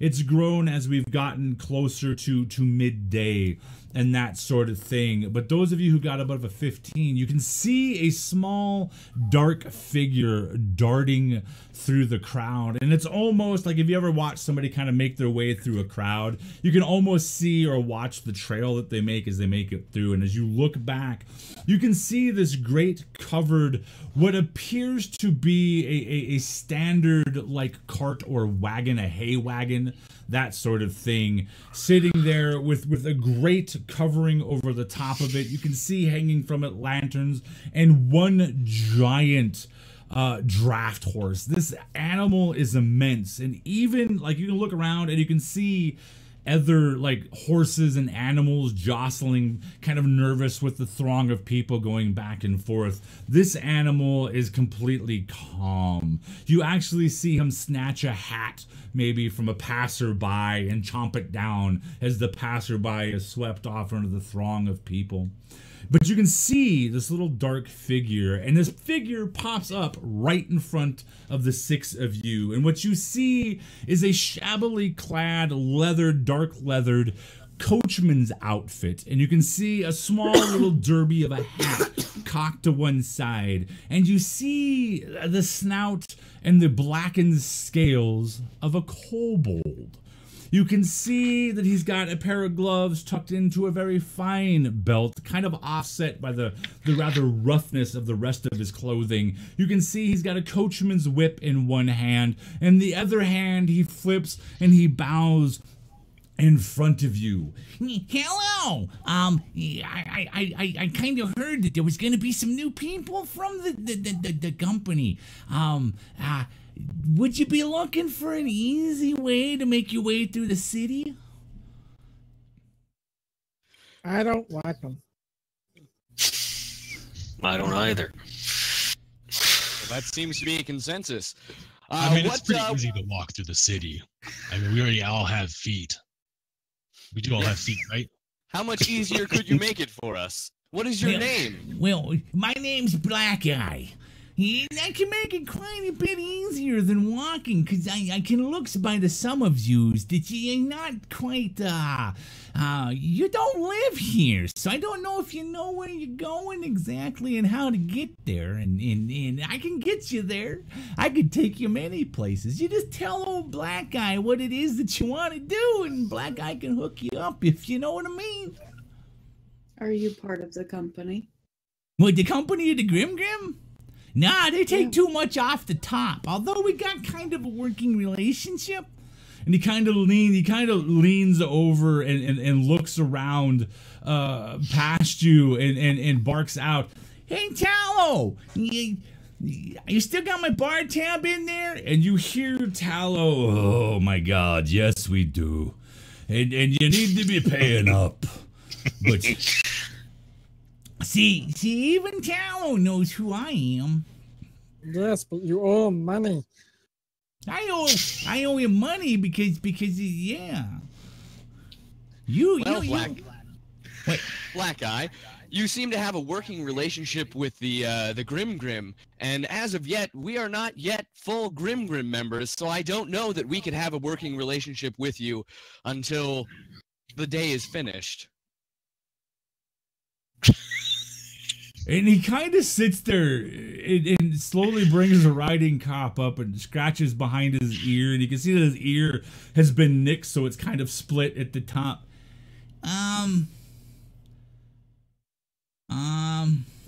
Sure, be gone. We'll be fine. And starts walking off without him. The second you move off into the crowd, roll me a dexterity save. Yay! as Black Eye kind of looks as he goes wandering off and gets kind of a smirk. I got an 18, sir. You get bounced around quite a bit, and as you're out in the crowd, you're able to kind of move in and out of people's legs and that sort of thing, so the throng doesn't completely bowl you over. But you've got a long way to go through this throng to get to where you are. What are the other 5 of you? If you want to go ahead, that's fine. I was just offering. And Black Eye turns around and slinks himself back off into the crowd. I'm going to go after Toby. I'm worried that he's going to get hurt. All right. Go ahead. I'm going to follow him, hoping that his size gets some people out of the way. Yeah. How big are you, Bent Nose? 6'7", 6'8". Like, I'm on the higher end of Trollkin size. Way There's some taller ones, but all right. So you kind of you begin doing the mosh pit kind of concert thing, like when you're the big guy and you're with a bunch of friends and you go to a concert, you're the one with the elbows out, just kind of leading the way, kind of moving people out. And he does begin to make your way through the throng of people, and you begin working your way through the dock districts of Zobek. The streets are closely set next to each other. They're more like alleyways. There's a few wider streets and that sort of thing. Which direction are you guys going to head? North, south, east, or west? Well, the map said it was in the south, yeah? If I remember correctly. Hold on. yes. Yes. Yeah. It just said lower Zobek. I don't remember him saying a direction. Where in the dock district are we? Like right on the river or farther? No, in? you're away from the river. You can hear the barges and you can hear like boats and stuff like that, the barges. You can hear bells and dinghies and sounds from coming from off over in the area, what they call the gullet, which is kind of an island that's in the middle of the river itself. The river, which is known as the Argent, they kind of keep the docks kind of severed in a wider portion, but you're a good distance away from that. You're kind of in an area where it's a lot of these buildings very similar to the Hook and Nail, where they're smaller squat buildings or very, very tall buildings, and everything's set very close together. And as you kind of look around and take it in, you can tell that this would be one hell of a place for pickpockets to work and ply their trade. For sure. Go ahead, and I'm going to go ahead and call for, let's see, which one of you is going to kind of take the lead and try to find your way through? Well, I grew up in Zobek before I started my wanderings, so I would have at least a fairly good idea of where I'm going. And Plus, I I'm the also base. grew up here, so I can agree with that. Okay. So go ahead and roll me. So which one of you is going to make the roll, though? Once I That's a catch up trick to Toby, I question. probably would have tried to get him on my shoulder. That way he's out of the... So you're going to bend down to pick him up? Don't do it. It's a trap. So dexterity I'm gonna- save, I'm gonna- please. I'm going to mosh pit my way to pick you up.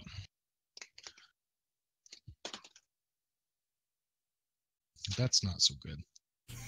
That's going to be a 10. So as you bend down and lean forward, you wind up focusing your attention on Toby, and in the process you give up your strength, which is the ability to stand there tall and stout, and you kind of fold as the crowd kind of begins to bounce, and you reach out a hand towards Toby, and Toby, you see your newfound Trollkin brother reaching out towards you with this big Trollkin meaty paw to grab onto you, and then you see it pulled into the crowd as bent nose, your nose becomes even more bent as you're rolled onto the ground, the cobblestones slamming into you, and literally a boot lands and bends your nose even further. With seeing that, if you will allow me, I will use my cantrip thaumaturgy, All right. and I will also pull out my shield so I can start nudging people out of the way and make my way to them better. So what exactly are you attempting to do with the thaumaturgy? To increase the volume of my voice threefold. We're gonna wind up in jail. It's possible. So as you do this, and your voice increases, what sound or what are you saying to get people moving? Oh, this is going to be good. Back off, peasants! Start moving them back and forth, like swimming through them, using my shield to push the people out of the way. Yeah. You immediately, once you start doing this, you can see people's eyes go wide. They're expecting to see something much grander, so their eye level is all up higher and looking right past you, as if they're looking for somebody from the Greymark Company or some mercenaries moving through, or city guard or some noble's caravan or something like that. And you manage to quite easily sweep people out of the way and get to your Trollkin friend Bent Nose, who is now, just now, as kind of people clear, you're able to right yourself and stand back up, Bent Nose. But the throng of people is quite immense and quite fast moving. But you do, as you're doing this, you're able to notice that there is a way of moving through the crowd, and you begin to pick up on exactly how it is to do that and how you can move and make your way through. So all of you are going to head off into the crowd then, I assume? Yep. Yes. Alrighty. Yes. Toby and We're going to say Toby with assistance from Bent Nose. Toby, roll me a perception check to see if you can follow the line of the swelling crowd. You do it with advantage, please. Oh, that is awesome. Come on, That Toby. would be a 19 plus 6. So a 25. You up upon Bent Nose's shoulders. You're kind of using Bent Nose in a way sort of like a mount. And whether by your legs or pulling hair or ears or whatever it is, you're guiding this big trollkin, and everybody else is following the swath behind them. And after a good half hour, 45 minutes of making your way through the city, you notice that things change. You cross over a bridge over what is known as the Dairy River, past an area that you know as being the Kobold Ghetto, the quarter right next to Lower Zobak, where the kobolds all live and reside, with the tunnels and everything moving beneath that. After about another 15 minutes, you arrive at the outside of the building known as Jadico's Wondrous Wares. In front of you, you see a great blue, bright blue wooden sign hanging, and it has a chest upon it with a myriad of items. There's common items. You can see what appears to be a gaily done wand that's shooting sparks of ball sparks into the air. All these different items, and in a flowing script, both in common speech, Dwarven, in Kobold, and other words. Jadico's Wondrous Wares. And you see the front doors, stained glass, hanging partially open, letting the cool spring breeze inside. And you can hear some, like a light tinking of a hammer somewhere within the depths. And the aromas that come out of here are everything that you would expect from dry ropes and bags and leather goods and backpacks and saddles. You can hear what appears to be like a blacksmith on the backside hammering away at things. But you also smell exotic spices, things that sense that you can't even place, things from faraway lands. You can see, as you look inside, you can see vials kind of bubbling next to decanters and all sorts of oddities. And you can see a few people moving around in there. Are you going to enter into Jadico's Wondrous Wares? Yes, sir. As your motley band kind of enters into this place, you can see like there's a rather finely dressed elder woman, maybe 40 to 45 years old, maybe 50, dressed in higher society fineries. And you can see her over in a section, and there's a wooden sign hanging above it that says perfumes and exotic oils. And she's over there, and you can see like what obviously a couple of handmaidens. And as you guys make your way in, she's kind of looking over towards the front counter where you can see another couple of figures, and she's sniffing. And when you come in, she does one of those well, and turns herself kind of disgustingly away from you as you enter in, copping the perfume vial and going back to her business. You see a great round man clad in purple and gold robes. You can see that he's got a foppish hat that's slouched and sloughed over, coming down the side. You can't see the color of hair, but it slouches over and hangs over both sides and over his shoulder. You can see that there's a great golden plumed feather hanging out of it. These great round rosy cheeks and full lips and a big bulbous nose. He looks up over the top of a couple of younger kids, motions, and they run around and go back into the back area. Come in. Welcome to Jadico's Wondrous Wares. May I help you? And he waits there, kind of all pompous and come. Don't be shy. Jadico won't bite, of course, unless you want me to. But that's something different than Wondrous Wares. Come on. Granny Talbot said, what were we getting here again? Push Toby forward with The coin. yeah. Oh, good. I'm gonna grab him like by the back of his cloak and just Hand him to him. Brother, I can walk. Fair enough. Yes, yes. Oh, we don't get many of you in here. What can I do for you, young man? I hold up the coin for her to see.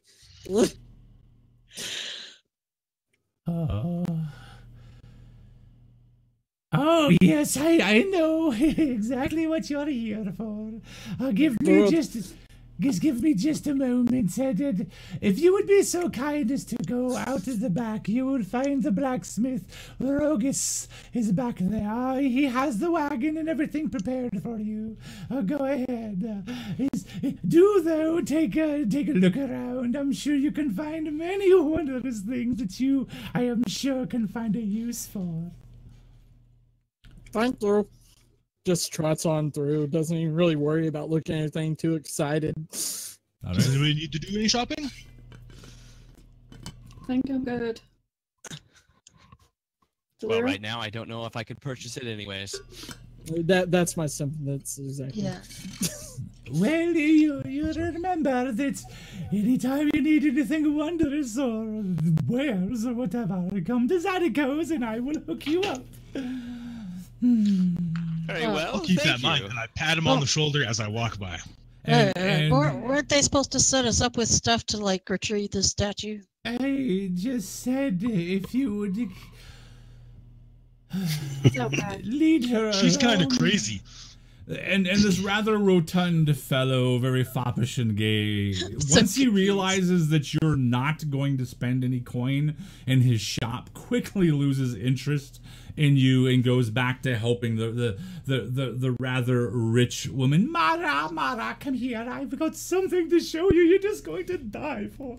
And he pulls her off to the side as you all make your way out and around to the back. You can hear the heavy falls of hammers on anvils and cartwright kind of work and that sort of stuff going on as you come around the back end of Zadiko's wondrous wares. You see this huge expanse. It's kind of a courtyard behind it. And you can see that all the buildings on the outside of this wooden palisade are tucked right close into it. And you can see several horses paddocked over to one side, some oxen to the other side, several wagons that are tethered up and covered with strapped tent canvases and tarps over the top of them. And you see a mountain of a dwarf with jet black hair hanging over his woolly fur-covered shoulders. It's hair, but the only way that you can describe it is woolly and furry. And you can see him with a great handle to hammer, bringing it down repeatedly on a giant anvil. As these two boys, they appear to be of dwarven heritage as well, kind of get rung every time the hammer hits with these loud gonging rings. Completely oblivious to you, but you also notice in the center of the courtyard, you can see a very large wagon, one of the bigger wagons that you've probably ever seen. And you can see two very large draft horses in front of it. And you can see that like the front half of it, right behind the driver's seat, you can see a tarp that's over a bunch of apparent equipment. And you can see the shapes of what appear to be winches and pulleys and all of that stuff. Basically everything that Granny Talbot said that you would find. Well, All right. with Well. that, out of excitement, Toby just kind of like jumps up and you hear his armor click, and then he just runs at the wagon, starts going through it, seeing if everything's there that he remembers her talking about. Okay, what's everybody else gonna do before I get to Toby? I'm gonna find a spot to heal my riding dog and put down some food for him, and then I'm gonna go inspect the wagon itself on the outside, make sure all the wheels are intact and whatnot. All right.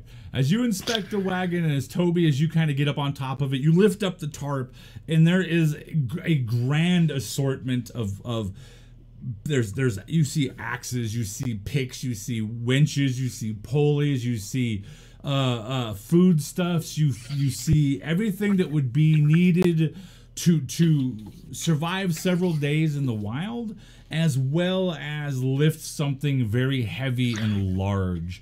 You notice, Plague Needle, that the suspension on this particular wagon seems to have been modified a little bit. It looks like it's set to carry something extremely heavy and very well weighted. All right. I'll kick one of the wheels and be like, "Yep, seems like it's all in order here. This is the wagon that she talked to us about." But how far are we going for this? I aim that question at the blacksmith if he can hear me. All you see is the blacksmith is laying down on this big bar of metal, sparks flying and shooting off, and he doesn't appear to hear you or anything. You can see big giant beads of sweat dripping down over his nipples and his bare chest. He's got an apron, but it's a waist apron, so every once in a while you actually see sparks pop up, hit his woolly furred chest and burn into it. But yeah, he seems to be completely oblivious to anybody but what he's doing right now.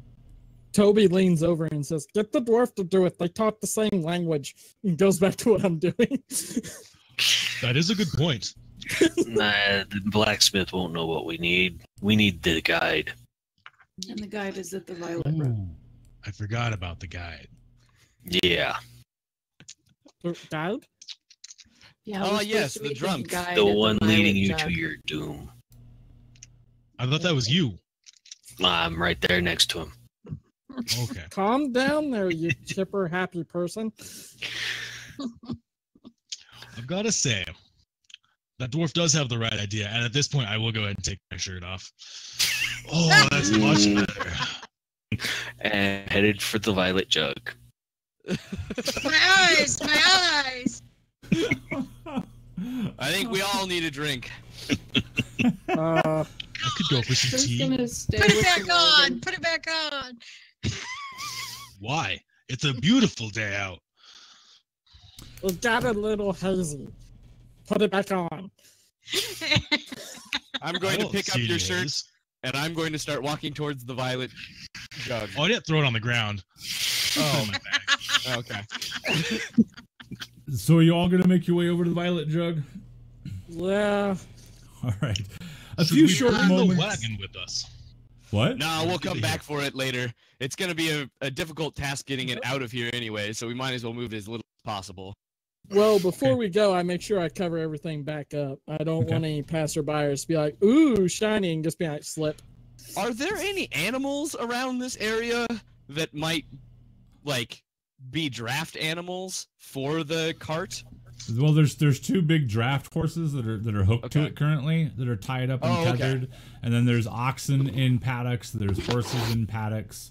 There's Gotcha. a lone goat off to one side that looks a little nervous.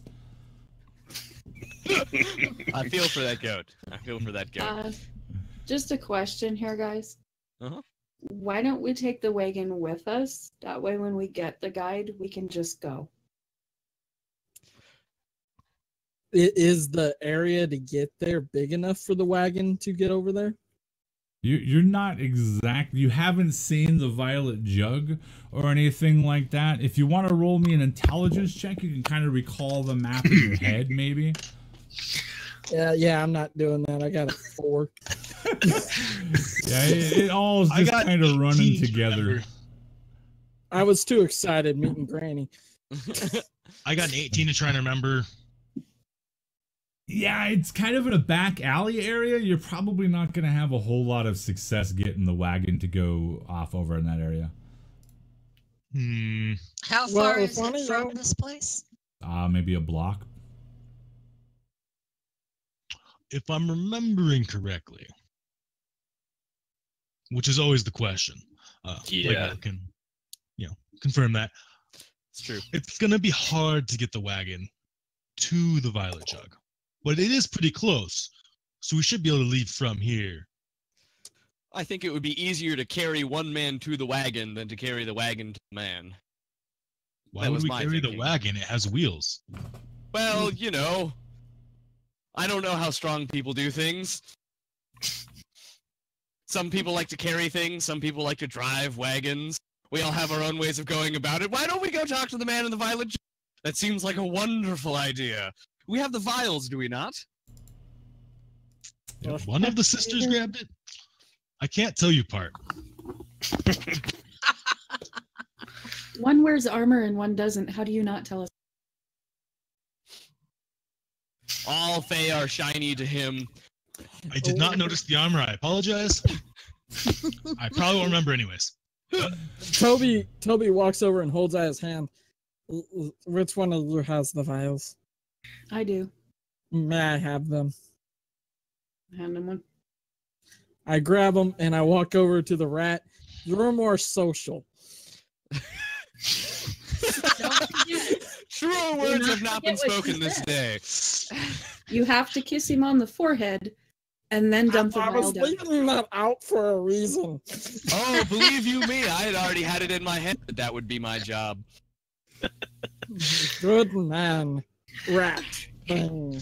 I mean, my mouth still kind of tastes like sewage, so... That'll be a good Well- wake-up call if he's drunk. So are we ready to head to the violet jug then? Should we leave somebody with the wagon? That was my question and everybody ignored it, so fine. I apologize. You're hard to hear. Oh, I thought you asked if we were to bring the wagon with us. No, first Um, I asked if somebody should stay with the wagon. Well, And when my... nobody responded, then I said, well, should we take the wagon with us? Fair enough. My dog is here with the wagon.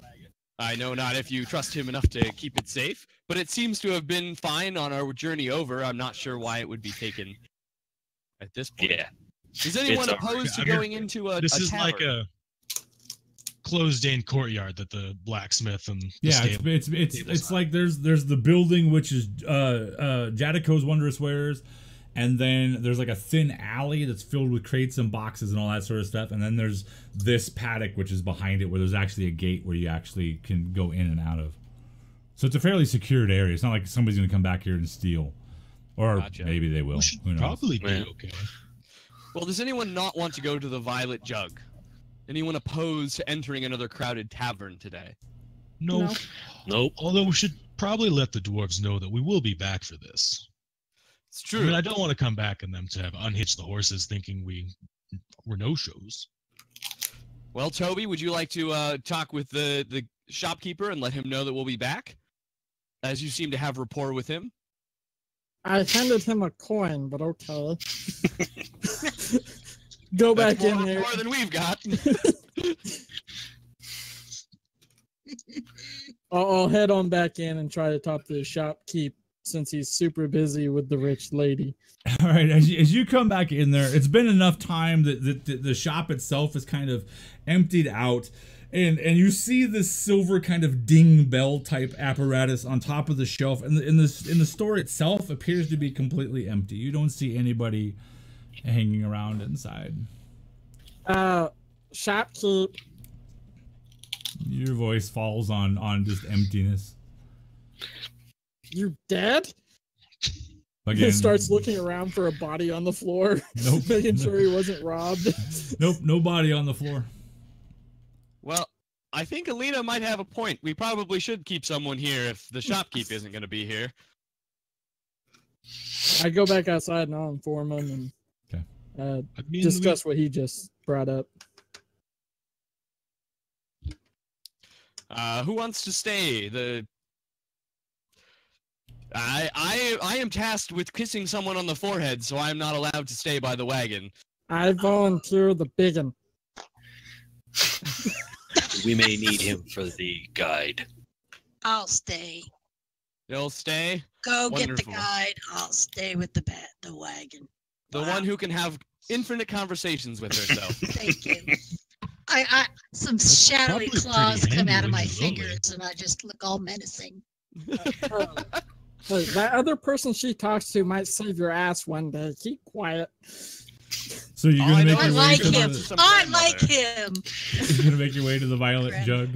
Yeah. Yeah. All right. Hey, thank you for that host there, Pat Adams.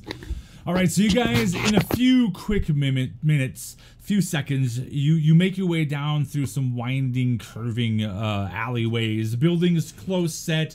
You pass by numerous bits of things that you can't identify amongst the rotting kegs and the rotting boxes and a few passed out people and that sort of stuff. And you come across a small, rickety, dark wooden.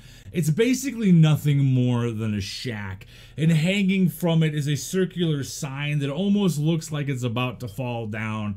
And on it you think it's a purple jug, but it could be any number of colors in that range. There's no writing on it or nothing like that.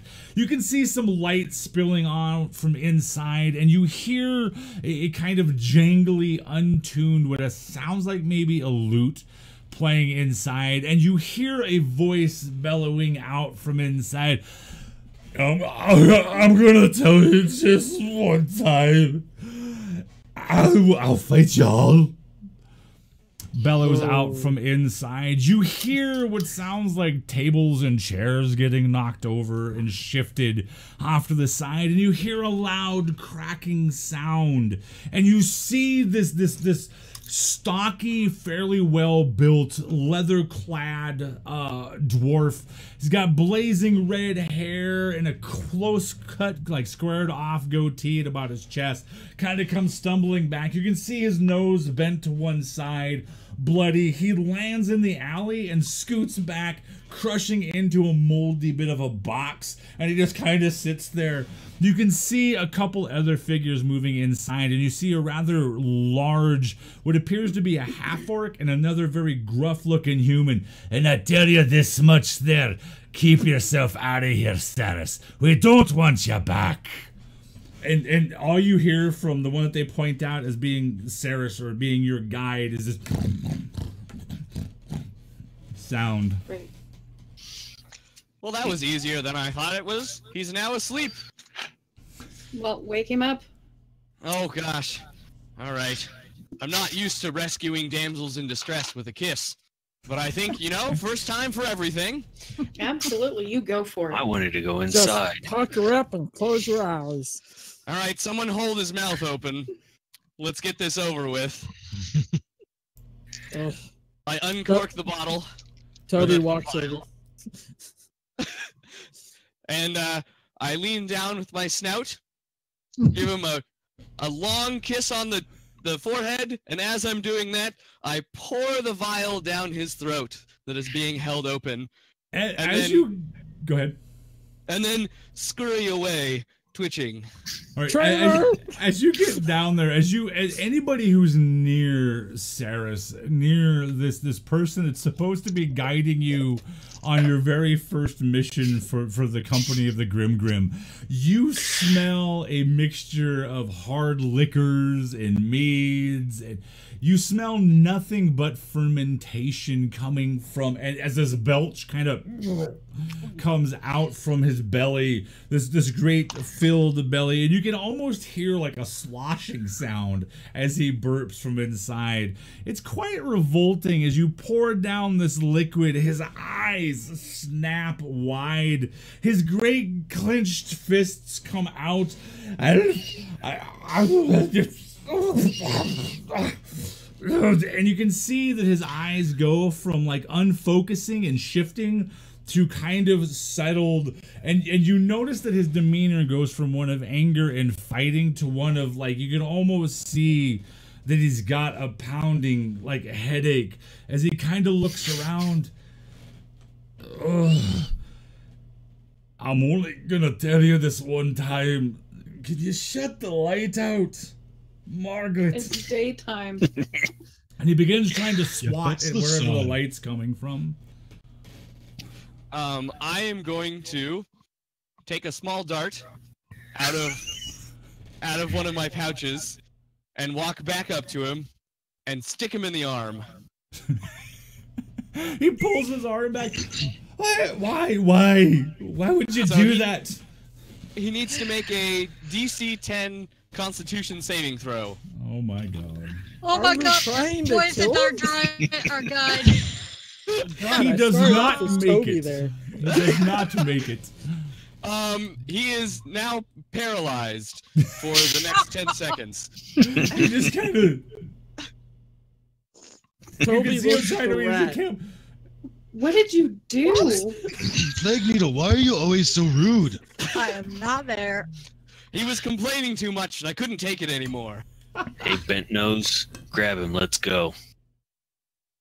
Okay. You're heathens. You're gonna reach down and heave him up. Yep.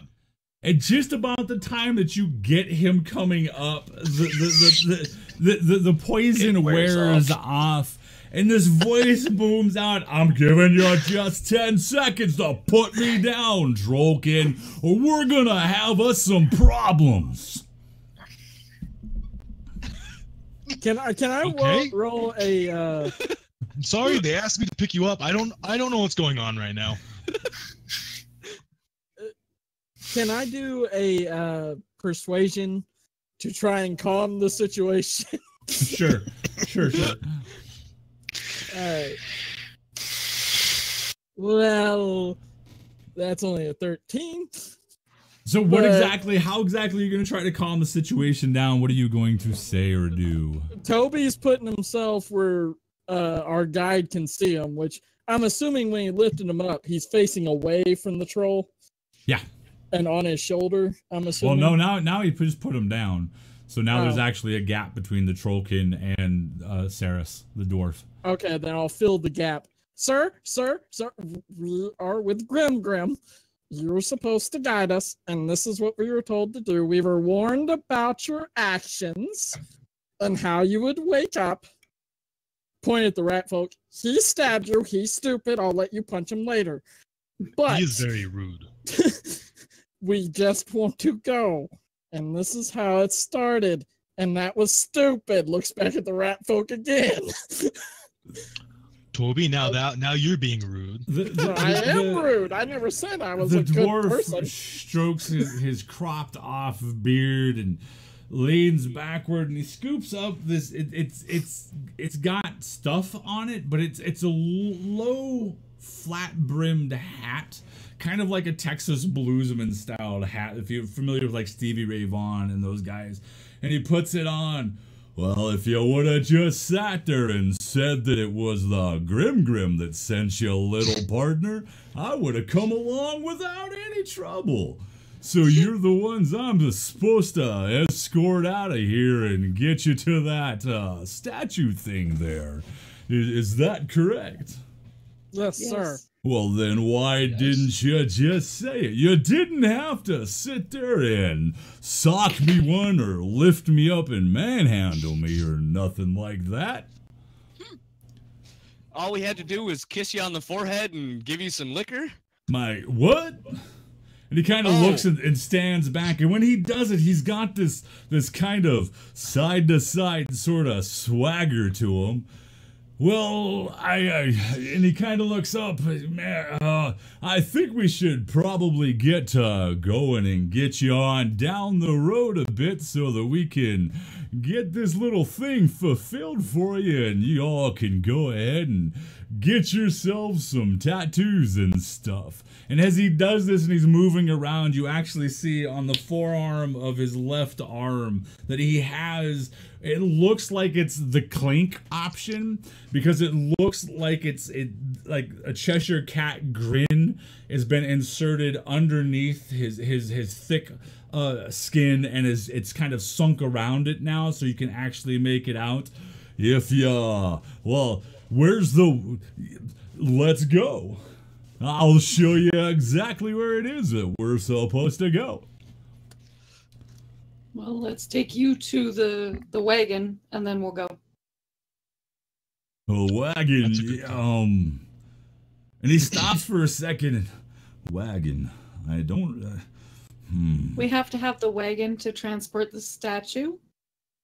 Oh, well, I don't know nothing about a wagon, so I guess for now that you're gonna act as the guide, and well, when we get to the wagon, I'll root and toot and show you where we're going.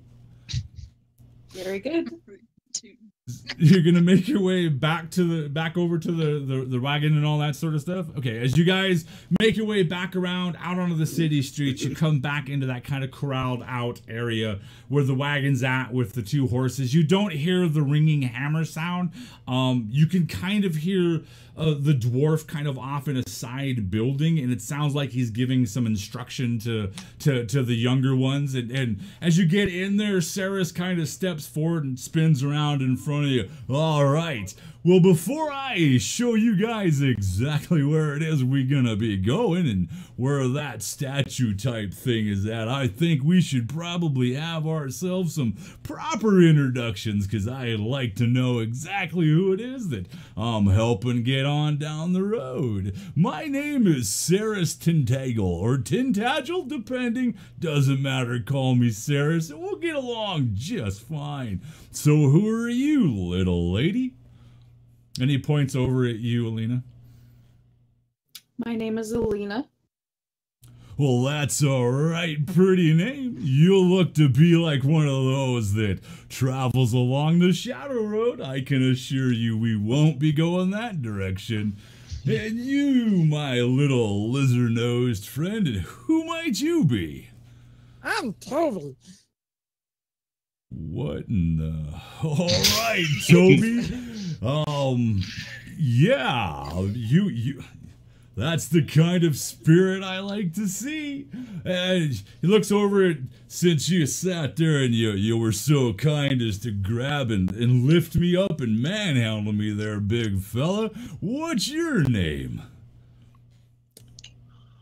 You can call me Gatecrasher, and I'm gonna stick out my hand. Oh, Gatecrasher, eh? All right, and he grabs your hand. You're actually kind of surprised at the strength that he presents to you. And when this happens, go ahead and roll me. I can't stop doing this. Go ahead and roll me a perception check. That's gonna be a 22. A 22, you actually notice that he is wearing a girdle, and you notice for the first time this belt, this great wide belt around his waist. It looks like it has a depiction of a great giant hurling lightning bolts through the air. And as he grabs your hand, are you just going to do a regular handshake, or are you going to try and show him exactly how strong you are? No, I'm just gonna friendly handshake. All right. He looks at you kind of weak. Well, you are a big fellow, and I bet you're good in a tight situation. So I got a funny feeling. It's hard to move in a tight situation. Well, wow, what's Granny sending my way? All right, so you little twitchy-nosed fellow there, you're the one that stuck me with that dart. That's how I come by my name, Master Saris. I am Plague Neil, as I do a small bow. What's with all that nonsense? So what kind of skills you gonna offer up to this little party? Well, I can keep people sedated for a while, and also I'm generally the guy who really encourages everyone from the back line. I'm very good at complimenting people. Like your hat, my friend. On anybody else, it would look silly, but on you, it looks like a fine hat of one who has seen the world. And he kind of tips his hat a little bit, but at the same time, he kind of takes his boot and scrapes it across an outcropped cobblestone. Well, I like the cut of your jib, little one, but I've stepped in a lot of cow shit in my days, and that seems to be a lot of what you're spitting out from them little whiskers, but that's okay. So you there, lovely lady, what's your name? And I'm assuming you got a, wait, what? And he kind of looks from Delira to Alina and back a couple times. Let me guess, I think you and her are probably related, eh? Yes, sisters. Well, then I guess that's good enough for me. And you there, short step. Yes, there, dwarf type. What's your story? All you need is Archibald. Well, that works for me. A man of short words works for me. So what do y'all think we get up on in this wagon and get this show on the road? Sounds like a plan. All right, and as everybody kind of gets up and does their thing, you guys find places. Saris gets up and centers himself on the buckboard, the coachman's seat, and sets up there. He grabs up the reins. Is anybody gonna do anything one last bit, or are you all gonna get up onto the wagon and get it going? Get on the wagon. Get it going. Yeah, I'll just hop up and sit next to him. All right. Saris takes one look around. Well, if I was all of you, I would sit down and make yourselves comfortable. We got a couple days trek to get on out there and get you to where we need to be. And it's not that far to Gelberg Castle, but we're going just a bit north. We'll make camp just a little ways outside of the great city of Zobek here. So he takes the reins and gives them a loud crack, snaps up a whip, whips out on the horse. Wagons ho! Let's get this train a-going. The wagon lurches forward. You all kind of rock a bit with it. He leads it out onto the streets of Zobek, and he begins heading it in the direction of what everybody knows to be the South Gate. The South Gate leads out towards the Iron Crags and further places south and all that. Sarah seems to be able to handle it quite well. He casts a glance back. Well, you been informed yet of what exactly it is you're going to get? No. Well, I'll tell you what.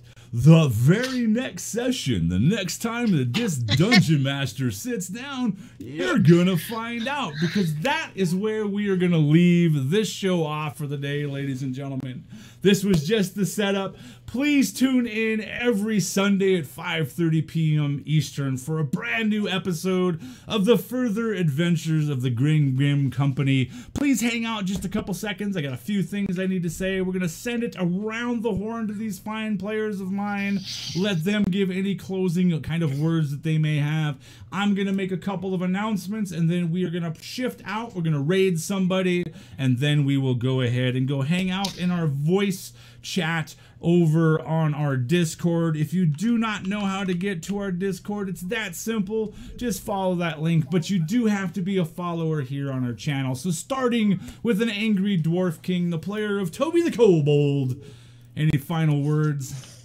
Well, honestly, I came in, didn't know exactly how things were going to go with Toby. I'm actually really excited for how it turned out. I had so much fun just doing stupid stuff and acting like a child. I hope everybody else enjoyed it. I really appreciate you DMing. I really love the John Wayne. But yeah, I'm just going to leave it off there. Thanks for everybody watching. I hope you enjoyed it. All right. Buffy girl Alina, my Shadow Fae wife. Anything you want to say? Number one, thank you again for DMing and giving us the opportunity to play with Midgard, because this is definitely a little bit different setups than what we're used to, and I really like it. Thank you to the other players. I am loving the different characters and the interactions that are happening. I think it's going to be a really, really fun campaign. Alrighty. Pyro Druid, the player of the Trollkin Bent Nose. Yeah, I'm super excited for this. Like Jeannie said, I'm super excited for Midgard to actually get a play instead of, what was it, one campaign that I think one of the players we had at the time ended up killing by being a jerkhead. So I'm excited to actually get to play and experience Midgard. And I'm excited to finally have an NPC that you actually did the John Wayne voice that you do fairly often outside of games. And I'm excited to see how our group develops. I'm already really digging Toby and my relationship with Plague Needle, and I would like to see where these go. All right. Max. Plague Needle, the Rat Folk. Yeah, thanks for having me on. I'm super excited to keep spouting bullshit the rest of this campaign. Oh man. Thanks for having me on. I'm super stoked for all the characters too, and the interactions that we're gonna have between all of them. I am super excited for my first Vision of the Nine Hells, and how I really want to get to know Jens's character more in game, because I think that's going to be a really fun, like, both of us have something going on in our head, and I'm excited to see how that plays out. So thanks for having me on, though. Oh, definitely. Jen, speaking of Jens, the player of Dulira, the other Shadow Fae, the veteran of the channel. Oh yeah, I'm also very excited. Ben mentioned a new setting. Very excited about a new setting. For me, it's like the first time out of regular D&D. I mean, it's still D&D, but you know what I mean. So it's very exciting. I love all the characters. I feel so like my character's so serious, but it'll be very interesting once we actually start, you know, melting. But she's like, she wants to give everyone the evil eye right now. That's all. She's just like... But they can't see it because you're wearing the veil. So it's okay. She'll have to. It's yeah. It's going to be very interesting, and I'm really excited about it. All right, and Swarmzy 80, the player of Archibald, our Cantonal Dwarf.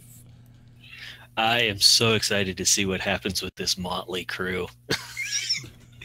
I'm genuinely excited to see what you bring with Midgard too, because this is a setting that I have not seen, and am very excited to see what you can bring out of it. I am certainly looking forward to it. And for me, I am Forged at the Table. I'm Charles. I want to say thank you to these guys for giving me the opportunity to share Midgard with them, the honor of actually DMing a game for them. I get quite a blast out of playing with a bunch of different people, and there are several people in this group that I haven't really had a chance to play with. Well, there's two. There's Angry Dwarf King and Swarmzy, who I never thought we'd ever actually get into a game. I didn't know it would happen either.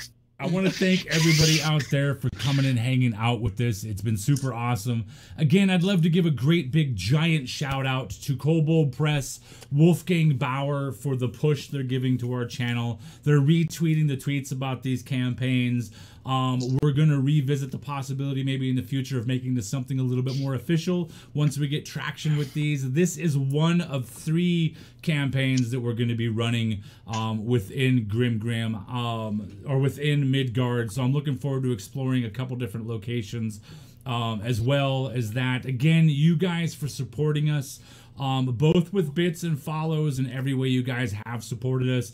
It's absolutely amazing what you guys have done. This community is every bit as much yours as it is mine. It might have been my dream that I brought to Twitch, but you guys are the ones that are firing it off and making it grow incredibly. We do, like I said before, we have a Patreon coming around. We're going to get into a bunch more. Come join us in our voice chat, where we're going to go hang out for at least a little bit. We're going to go ahead and raid somebody here right now. We're going to get, maybe if I can get my thing to type. Okay, let's see here. There we go. There we go. We're going to go ahead and drop a raid. I've seen these guys around a couple times. I'm used to them. All you need to do to be part of the raid is just hang out in the chat. You don't need to do anything special or anything like that. Just so people know, we also have some giveaways coming up in the next couple weeks. We have another care package coming from the fine folks over at Easy Roller Dice. It's been leaked to me that we've got some of their new dice trays coming to give away to you all. We are also going to be starting up the giveaways from Tabletop Loot and some amazing dice here at the end of this week. Later on this week, there is no stream tomorrow. There is no stream Tuesday. Wednesday night, 9 p.m. Eastern Time. Come hang out for episode 3 of The Adventures of Bubbles, because I guarantee you I am going to, excuse the French, mind fuck those people on Wednesday night. Thursday night, we have episode 2 of The Curse of Strahd. Friday night, this Friday night, 9 p.m. Eastern, here on the channel, a special one-shot of owlbears and honey.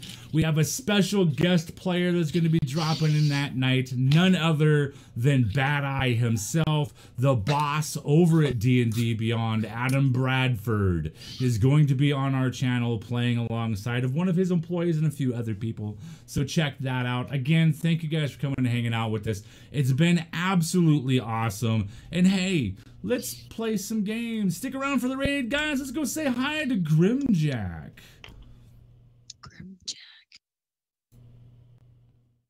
Just gonna crit the power jack. You're just gonna crit the power jack? Yeah, Okay. no, I've been yelled at not to fuck around with it. Okay, so as you crit the power check, here's narratively how it happens. You are beginning to kind of hold the book, and you can feel. All right, raid's almost. Looks like we're taking 16 people even over. through your gloves, this drag of I'm gonna drop out of the call because I gotta something get up, very so sentient seems to be at work in this yes. book, and I'll because still of be your around, but I gotta drop out of the call for a touch-induced minute. psychometry, Bye. it responds Bye. very, very willingly to this. And you feel that if you were to touch this with exposed flesh, oh, thank you for the host. We got a raid coming in of 16, everybody. Welcome to 1933, as we are currently fighting Nazis in the skies above New York City. Caitlin Jane O'Callahan and her craft, Calamity Jane, are taking it to two Zeppelins, the Graf Zeppelin and the Hindenburg. One of our party, Dr. Greta Von Kraus, played by Laugh Love Lindy, is currently appearing to be a bit of a traitor. We'll see. Nothing's action scenes here in Paul. Okay. And our keeper is making an infinite number of penis jokes, and he won't stop. All right, guys. Thanks again for coming and playing and hanging out and all that good stuff. It was an absolute blast running it for you. I've got some kind of cool stuff set up down the road for this whole funky little thing we got going on. I'm gonna end the stream.